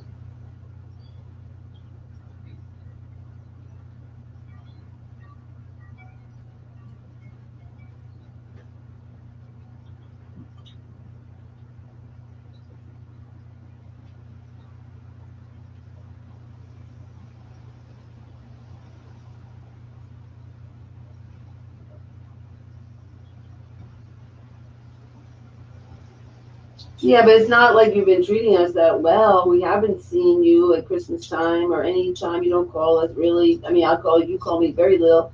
And yes, I guess I've been, I don't know why dad just felt that, it's better to leave you guys alone. And,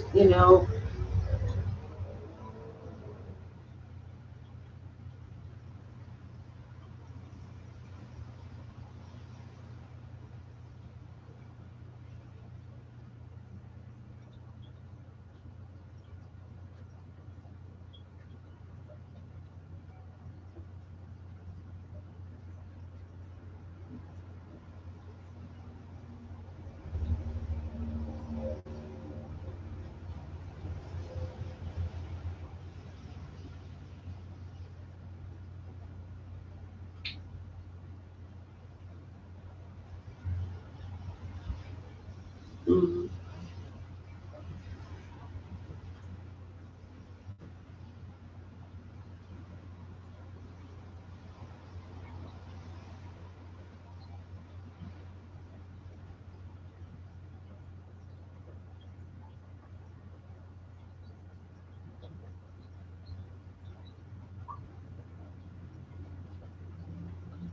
I see your eyes. Let me see your eyes. I can't see your eyes. Wait, I can't see you.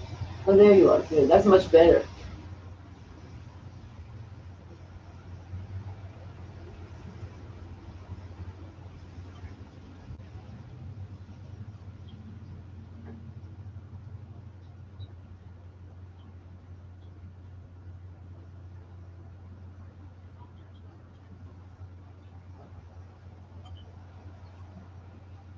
You connect emotionally.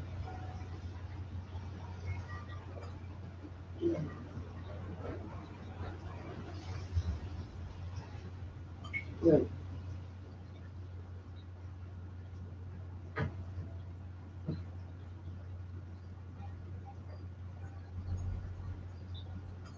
What are the cardinal sins?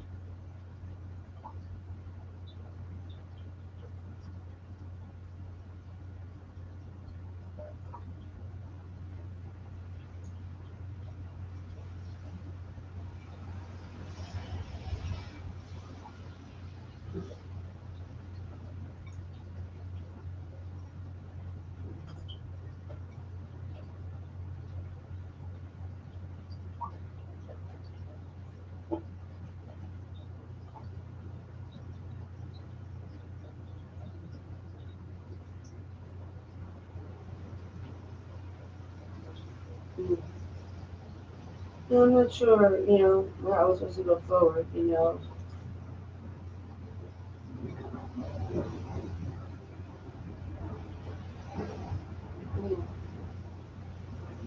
But it's definitely not a good thing in the sense of us, you know. Yeah.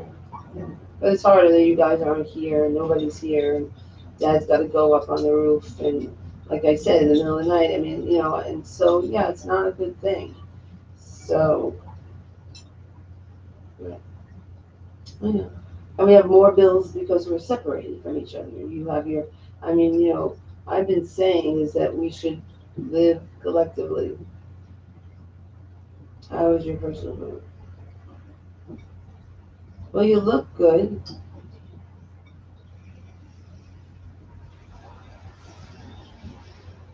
You look really, really pretty. Oh my God, you look beautiful. That green is really pretty on you. And the gold, it looks so pretty. Where'd you get that? Was that Drew? It really looks pretty on you. You look really great. Your hair, your coloring, and I mean, everything about this shot is just really pretty, you know? I love that light green on you. The light green, it's the light, yeah, the lighting makes you look great in the background. This is how you come across, huh? I really like how you look. Yeah, you look really pretty. But are you vegan? Okay, there you go. You're honest. No, fine, be that way. Stubborn, huh? Be healthier. Oh yeah, I guess. Okay, I got one vegan, and I got one very loving daughter who called me. Thank you. Dad said you were on Earth. Oh, did she hang up?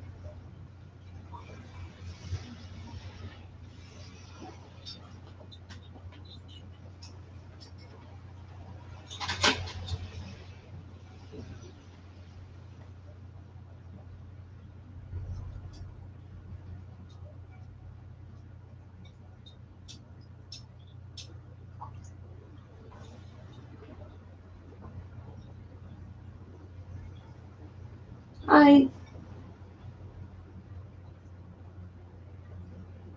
Well, yeah, you look really pretty, and yeah, you look great. Um, it's nice to see you. You're doing so well. You know, so proud of you. You're working for Apple. It's so beautiful, and you look like the apple. I mean, the color that green is the most beautiful green. It's really pretty. It's like an apple. It's the color of an apple, and I've been envisioning in my neighborhood here, which you can inherit and you can help with. Okay, is I do what Dad said. Is any open space should become food, right? That's what he said. Any undeveloped land, and what it turns out is right across from me and right next to us. There's one is the diesel bus depot that should become a orchard, of every type of fruit that we grow, and then the building can become, like I call it, the school of the home arts, learn how to do things, dry food, and yeah, yeah, I know, growing food, that's what we're talking about, right?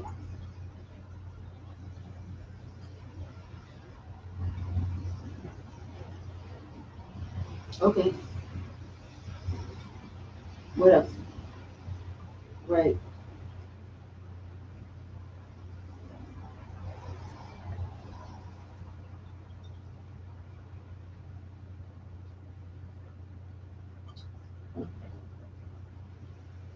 suicide,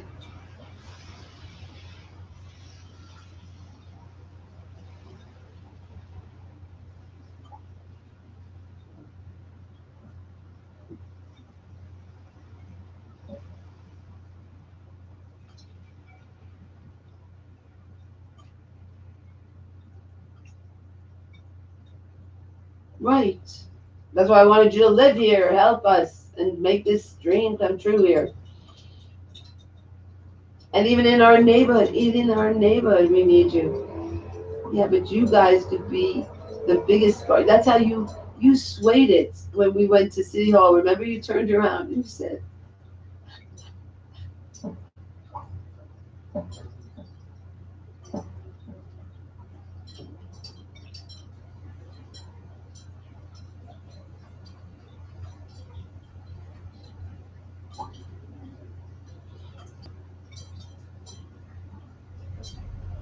Yeah.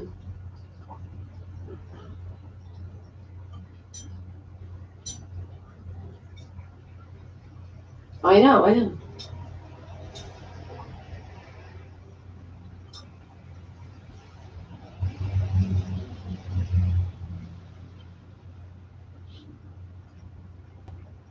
All right.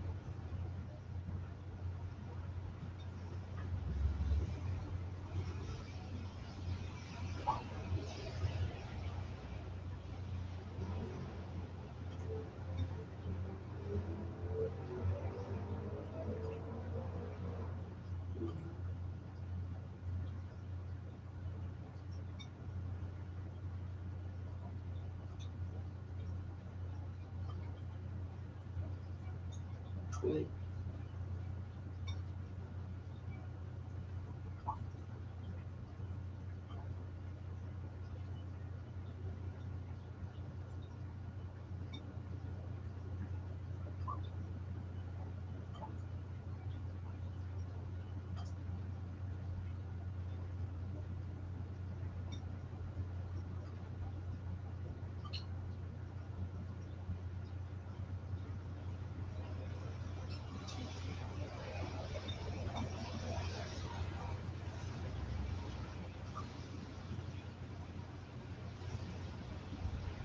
Right. Mm, right. I mean, I know what you're saying is that, when I was threatening to say that I thought you guys should leave, it was because I was feeling that something to do with this problem with your potential mates, right? With Drew, and let's say just with you, with Drew, and I guess with Susie too, because I remember saying to both of you guys, and and right, yeah,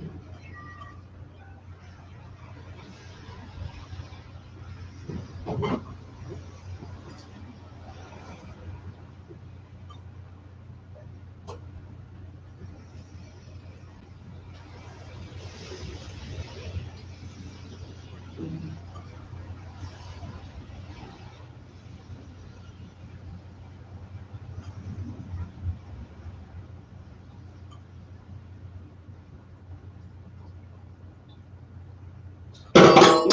When I said, right,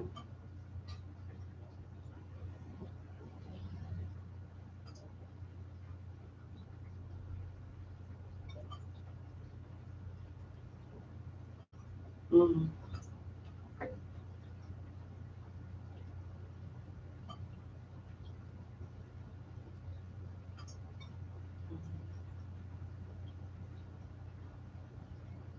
What are you recommending, Sophia?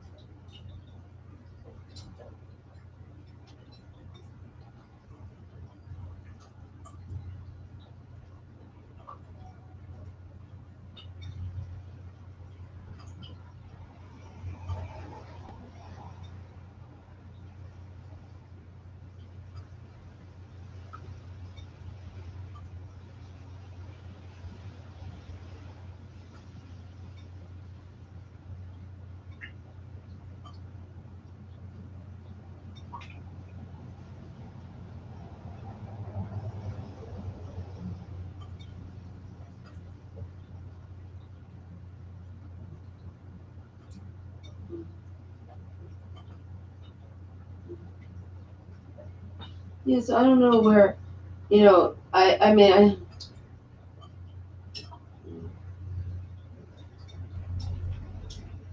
mm,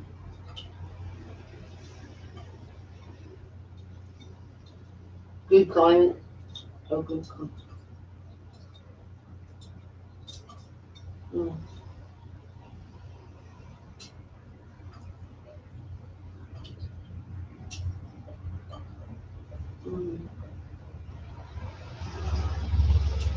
Yeah.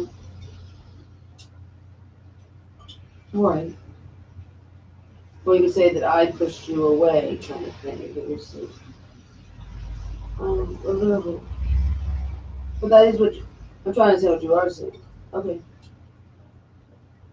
Mm-hmm.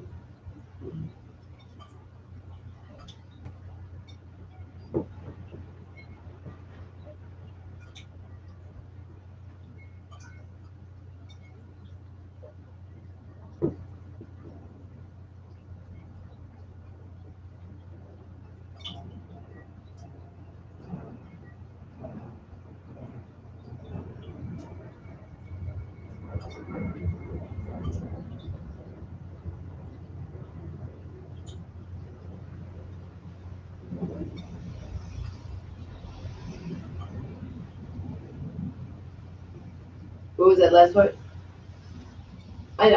Yeah. And then what? And then you have to be ready for that. Yeah. Right. Right.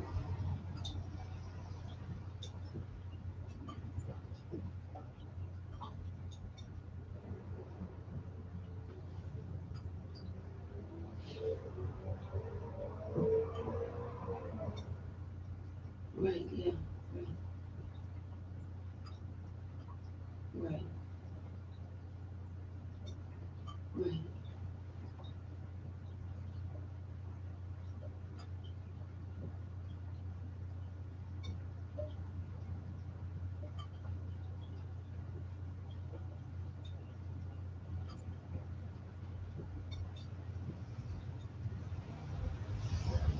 Right.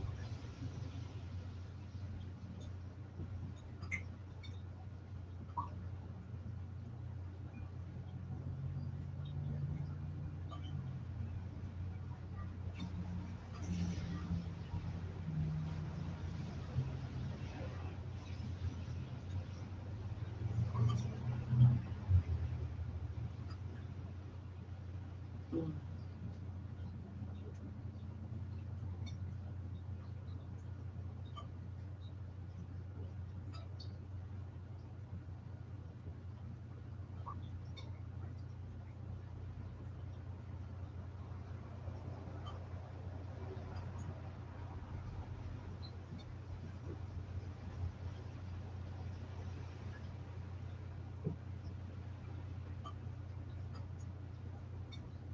No.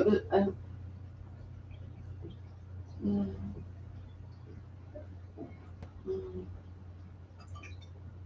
mm, no. I don't know what we've eaten today. We did eat something. I forgot. Let me see what I ate today. Wait, we had a celery juice. And yeah, I guess. I made some lentils. I made some lentils. So I have a lentil soup in the instant pot. That's a good thing. You like that? I know. I just miss you, and so it's hard to feel like I feel abandoned by you because you're gone and doing your own thing, and then there's hostilities towards me, like I've been so bad, and I don't feel like I've been that bad, but that's you feel. And no, you don't feel, you feel like I haven't risen to the occasion. Right. Yeah. Right. Yeah.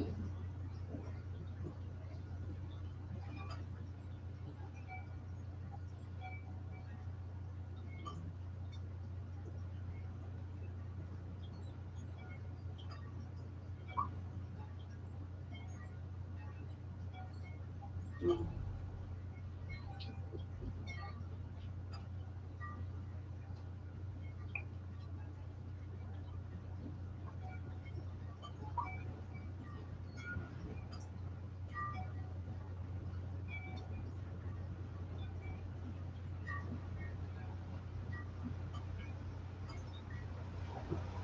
Did we work you too hard?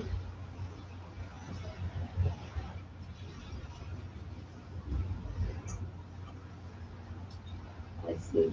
'Cause, I mean, I guess it's not really, I just it was because no, well, I do want you here because of to helping make it's hard to do all the work that we have to do to survive.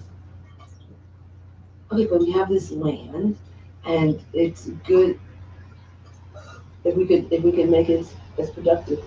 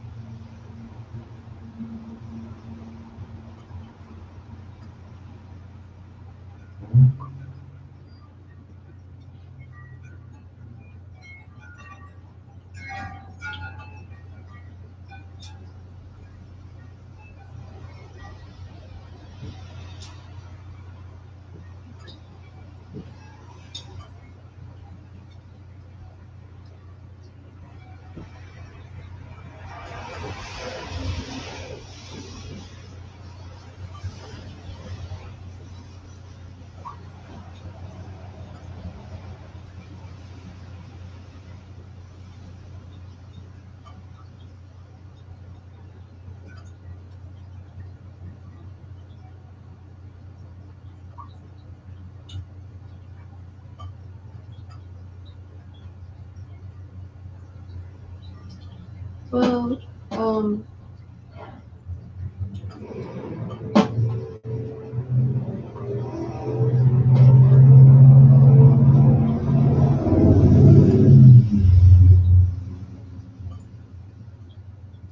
you think you guys would want to learn to help and um,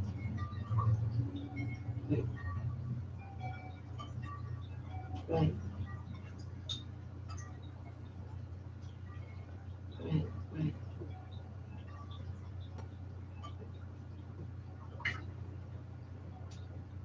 Well, what else? I mean, yeah, right, yeah. But you're saying that, me saying for you to leave because I felt like there wasn't a lot of love between the way your potential mates were treating us. That's why.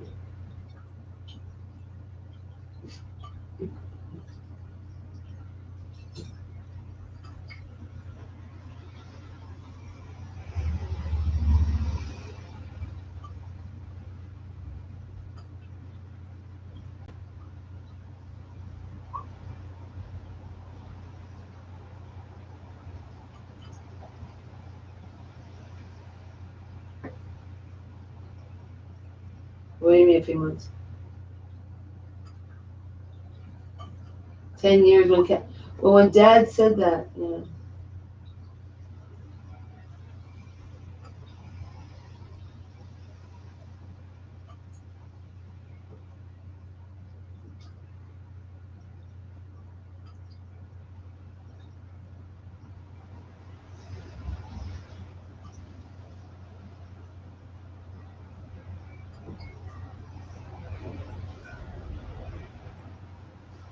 yeah, and that is a hard thing because I know Dad said that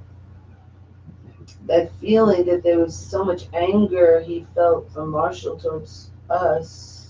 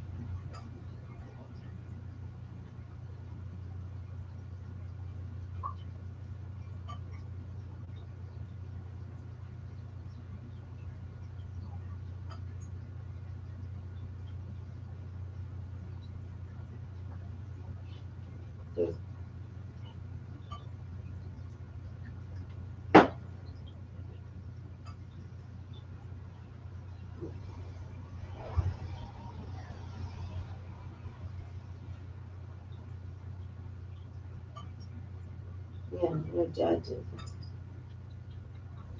Dad did say that.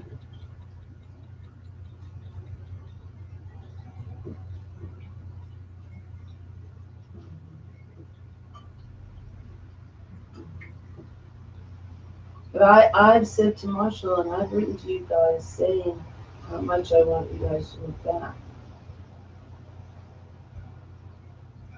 Oh, so you can work harder for us, right? So, okay. All right, good. That's a good question. Okay, I like that. Because why I want you back is because I want to be in a bubble with you so that we could start our family life and love life of having family and people around that are my children. You know, that'd be nice. And then of course having their mates come live with us type of thing would be very nice too. And so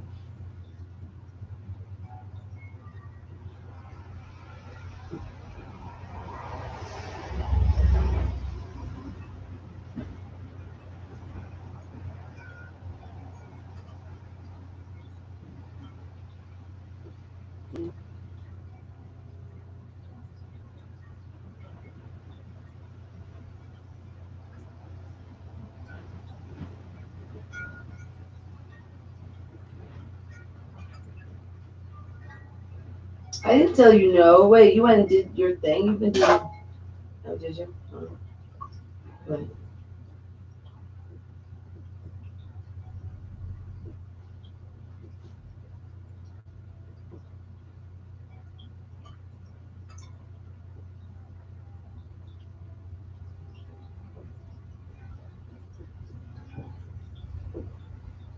You don't want to do the chores around here.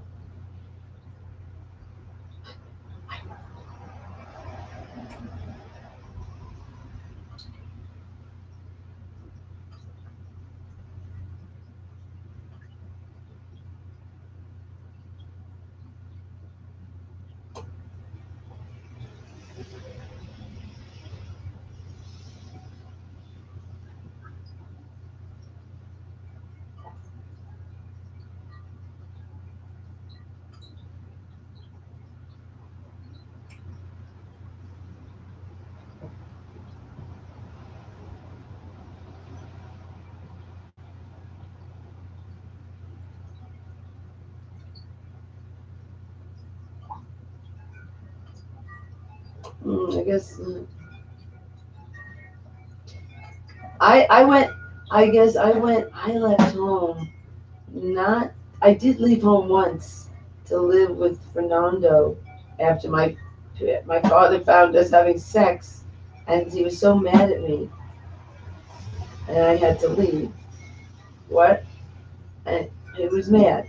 And he was right. You know, he was right. I shouldn't have done doing that. But I was full of myself, and so then I moved out, and I went to live with Fernando and his mother.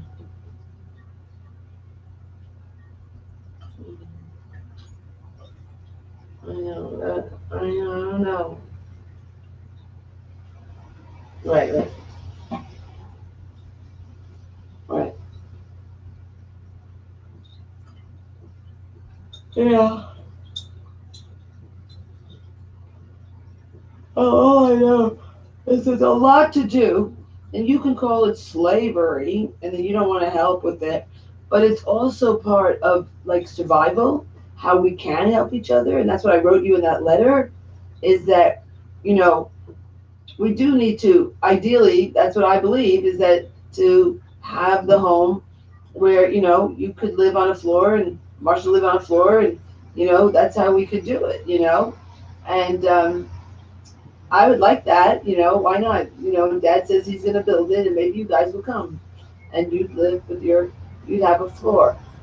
And, you know, that's how the Palestinians,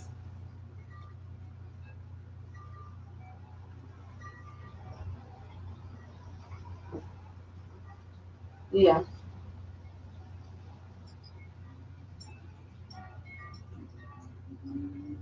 I know.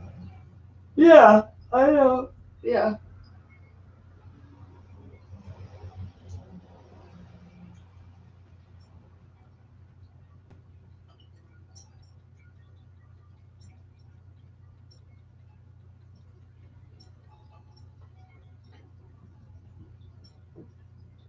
Your kid won't.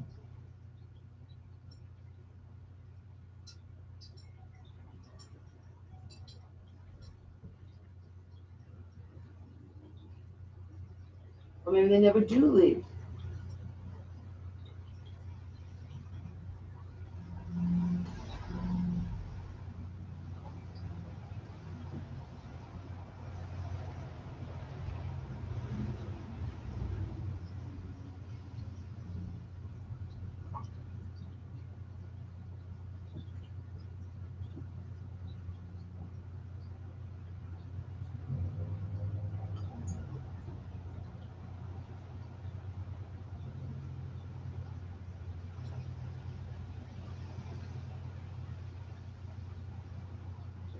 Yeah, I guess so.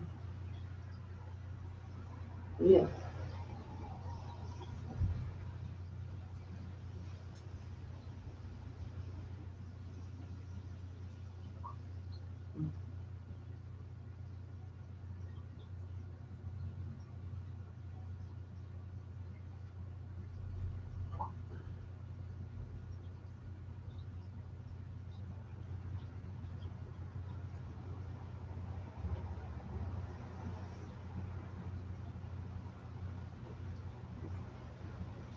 What was that last thing you said?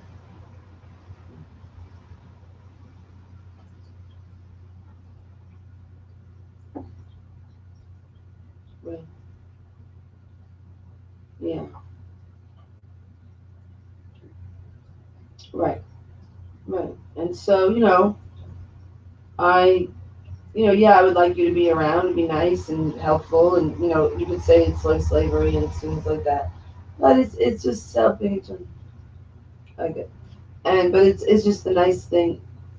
No, no, I'm just saying is the nice thing is that those people who live near you are the people who can be helpful to you, and I mean I appreciate that you don't drive over to see me like I'm sure Aoife does to go see her parents, but that's wrong. We don't want you to have to drive over, so I see you less. Right.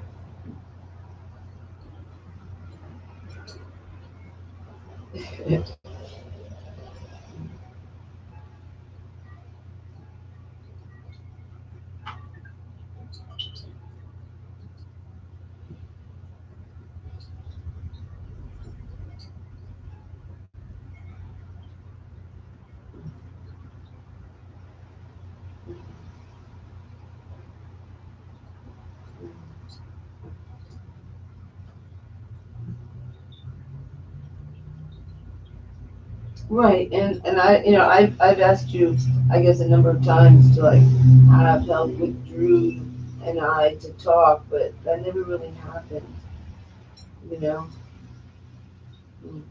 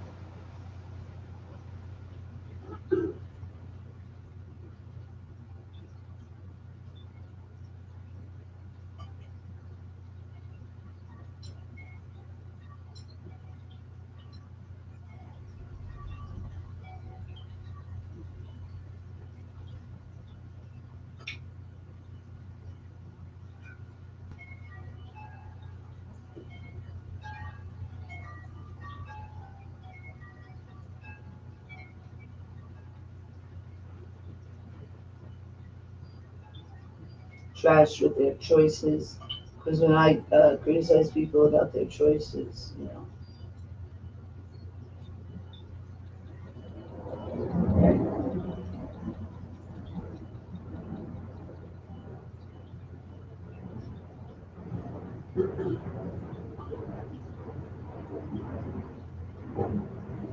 Right, and those people, I guess I can't be.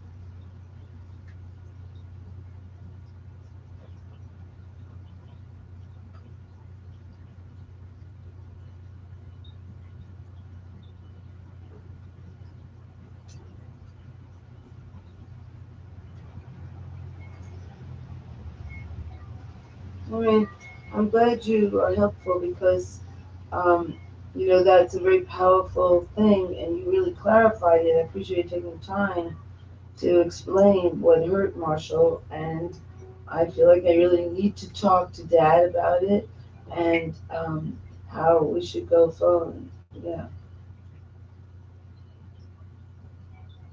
I know. I know.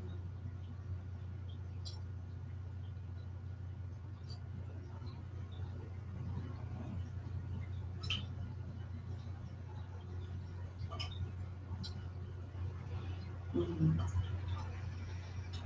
Right, and I really, you could say you haven't taken me seriously, but what's sad is that I was trying to make an understanding between us that, you know, it was hard to support you if, where I wasn't feeling like I was being treated nicely and in my own home and then it was when you came back after that. I don't even remember really why I said that. I mean, I do remember going upstairs and seeing you very shook and that you had a nice little safe space up there and I was taking it away and it was wrong, and I knew that you know it was like I guess I was just trying to say that what is our relationships, between each other, and that it, because you had gone away before that, where you were angry and you went over to his home and, and, that just started a downward turn and yeah, right. And it never got resolved and it just, kept getting worse from there and so I don't know. I just was just it was not a pretty thing that happened at that Christmas time.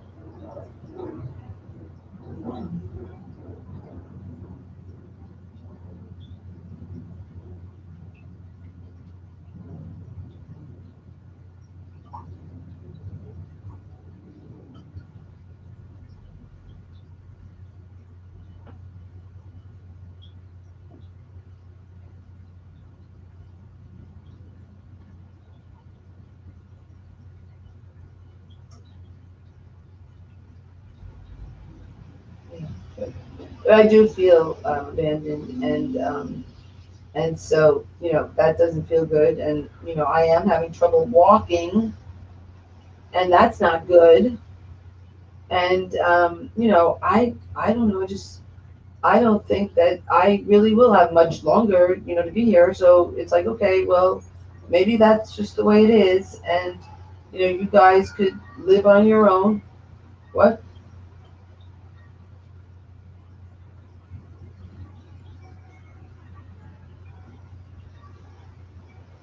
No, I'm just letting you know that that's. I mean, that is my reality. That I might only have 10 years here.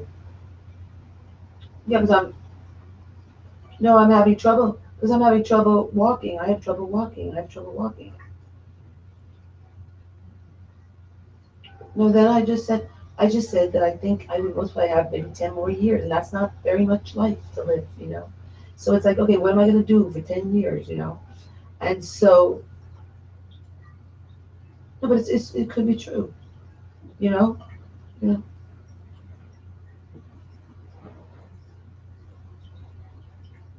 Well, I know, that's what you're saying. You're saying it, you know? And I was thinking it.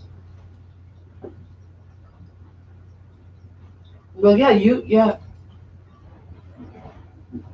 right. Yeah, I know.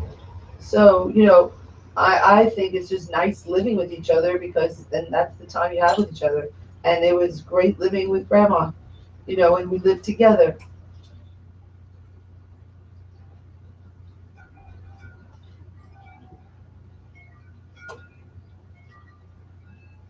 Well, the best thing about it is that, dear neighbor, tonight on board of directors, oh, we're having a meeting. Yeah. Oh, well, so nice spending time with you. And thanks for calling. And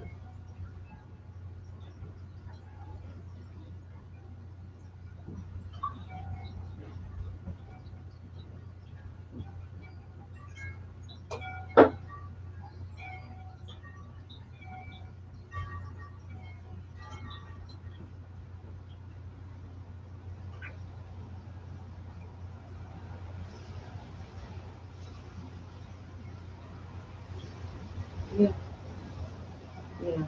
So, and that's what I'm working on is trying to get this letter to Google to stop the hotel. I've been trying to stop the hotel that's coming planned. It's coming. It's in the works.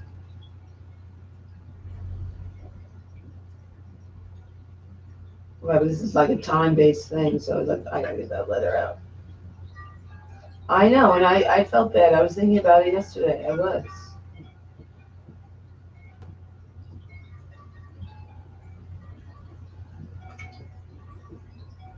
What do you have for dinner? Think. Oh, pasta. What about your beans? Do you have a lot of beans? Beans and rice. I know. At least you're making your own food. That's so nice.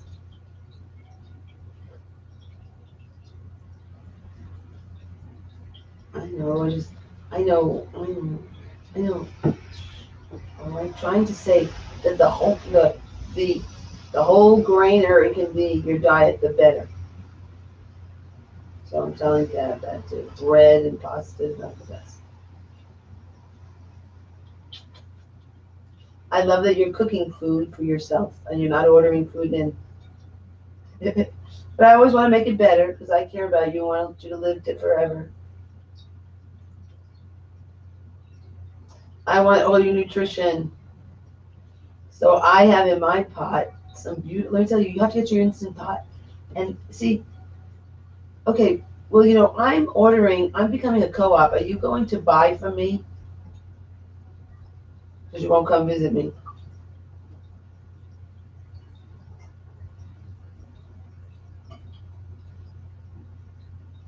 When? What are you talking about?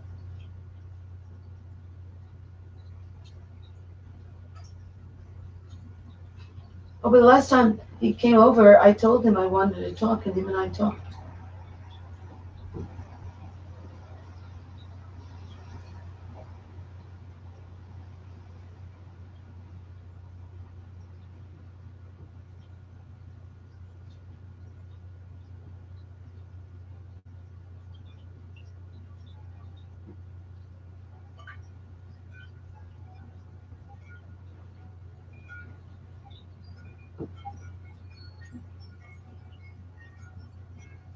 It's a bummer.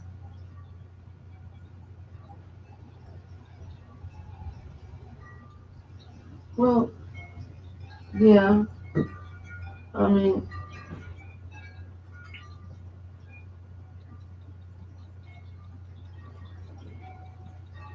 yeah. Right. You wish you weren't here.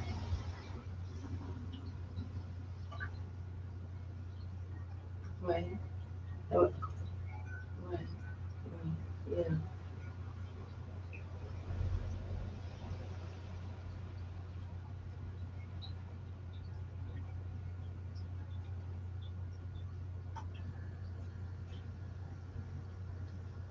Oh, yeah. That's so thoughtful of you that you ordered Dad a electric blanket.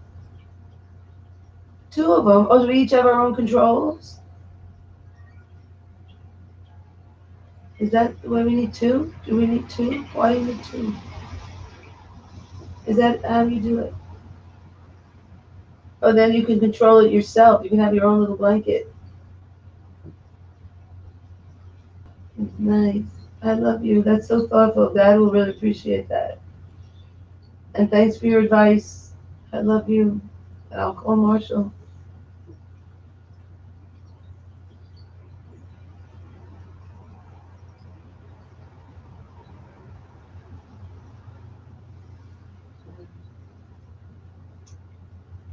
I know. Well, I still miss you. I still wish we could have a commune here where, you could live here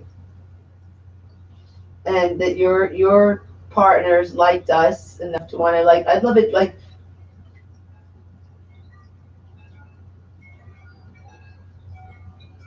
yeah, I know, but it's hard to see you all alone and having this boyfriend so far away that can never come and who knows how many years. You do? What are they? Surviving? You don't feel like you want somebody to be there for you like a boyfriend or a husband? Don't you want to have a husband?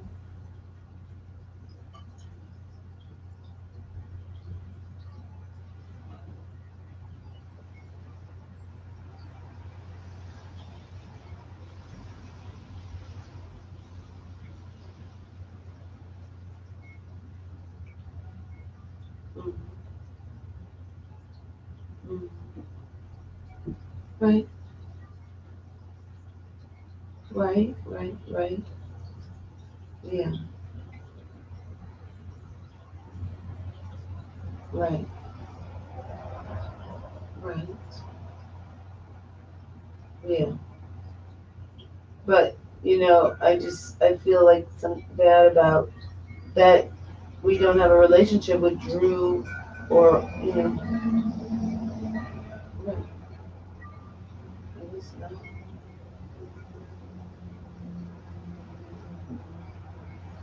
Right. Maybe it's my fault. Do you want to talk to me? Mm,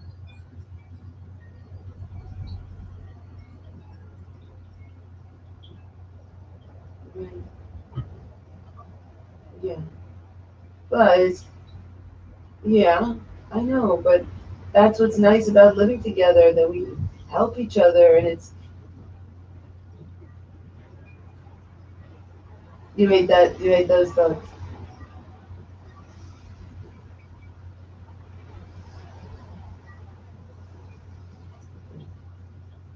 Right. And that you're not my slaves that work for me. Huh? Take you out of what? Okay, right. The box.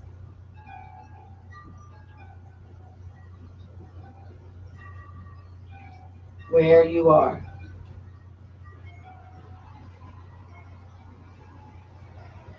Yeah. I know. Oh, it's sad that you go away. And I miss you. You do? Not really. You do? What? Yeah. Yeah. So, that's what I say, that it's, easy to help each other, and I know, but it's just something to think about. Okay, let's say 3 years, we build it, and then you could come and have your room. Yeah. Right. Well, wouldn't that be nice? So I think, and then we could be closer as a family, and that's what we want, is to be close. I know.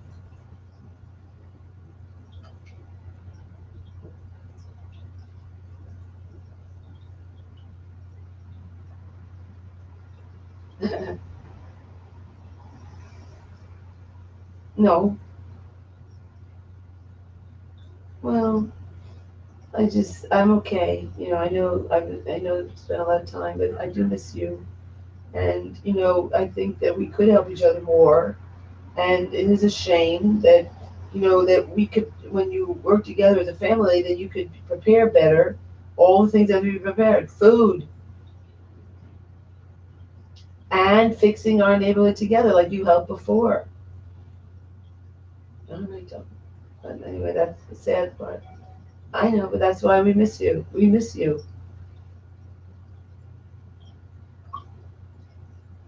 Oh, stop it. I'm proud of you, but I just, I want to be more green. If you lived here, you'd be the greenest. And we could be even greener. We could grow food and learn to do that. It's the most important thing. So we survive. Yes. Yes. So think about us before. All right, but anyway, trying to build this so that you will have a place that is green and we're going to save water and everything. But anyway, we're building for your future.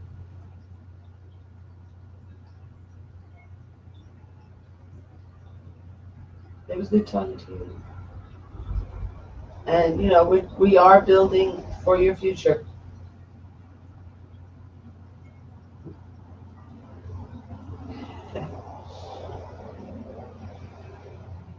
Okay, yes, let's keep in touch because we need to help.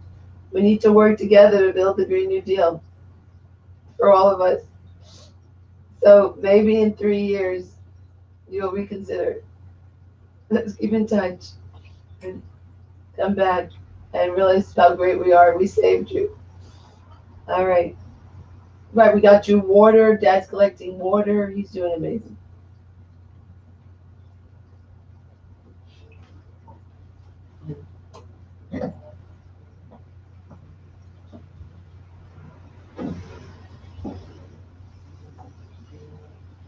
Hello. I was just saying, we are working on trying to make everything good, saving water even. Okay, talk to you later. I was just letting you know, Sophia, that we are building here for your future. This is your future. If we inherit it to you, it's you have like. So we are. What's neat about it is we're building to make it secure with water even. Well, then sometimes I think that thought because I think, well, I want people. Well, I want people who want to live family like here. That's what I want. Anyway. Anyway, that is what I want in my home. Okay. Is that the family lives here at the home. That's what I want. All right. So anyway, that was just so you know, that's my will. Is if I want this to be the home for you.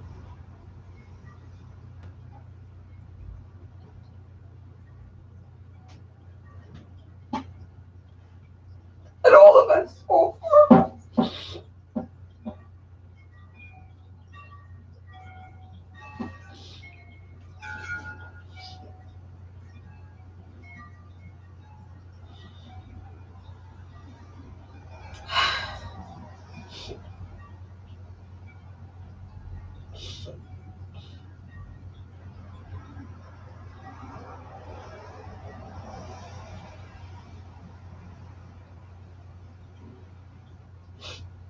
Yeah, okay. Yeah, I have a soup that I made, a lentil. I have these really, see, I'm thinking about starting a co-op and buying where you guys could come over and, bring your buckets and get food.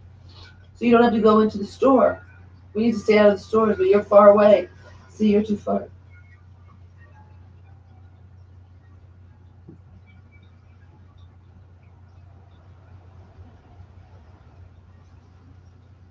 trying to help other people. We're trying to help other people stay out of the stores. Well, buy food.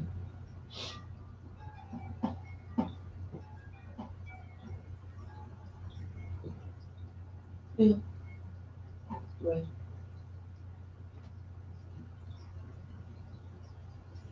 Oh, okay. I miss you. And yeah, and thanks for calling. It was so thoughtful, and it has been hard, with leaks and things like that.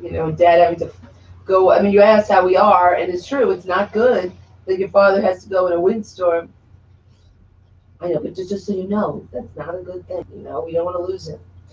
And you see what I'm saying? So I don't know. Maybe you could talk to him. Maybe you need to talk to him.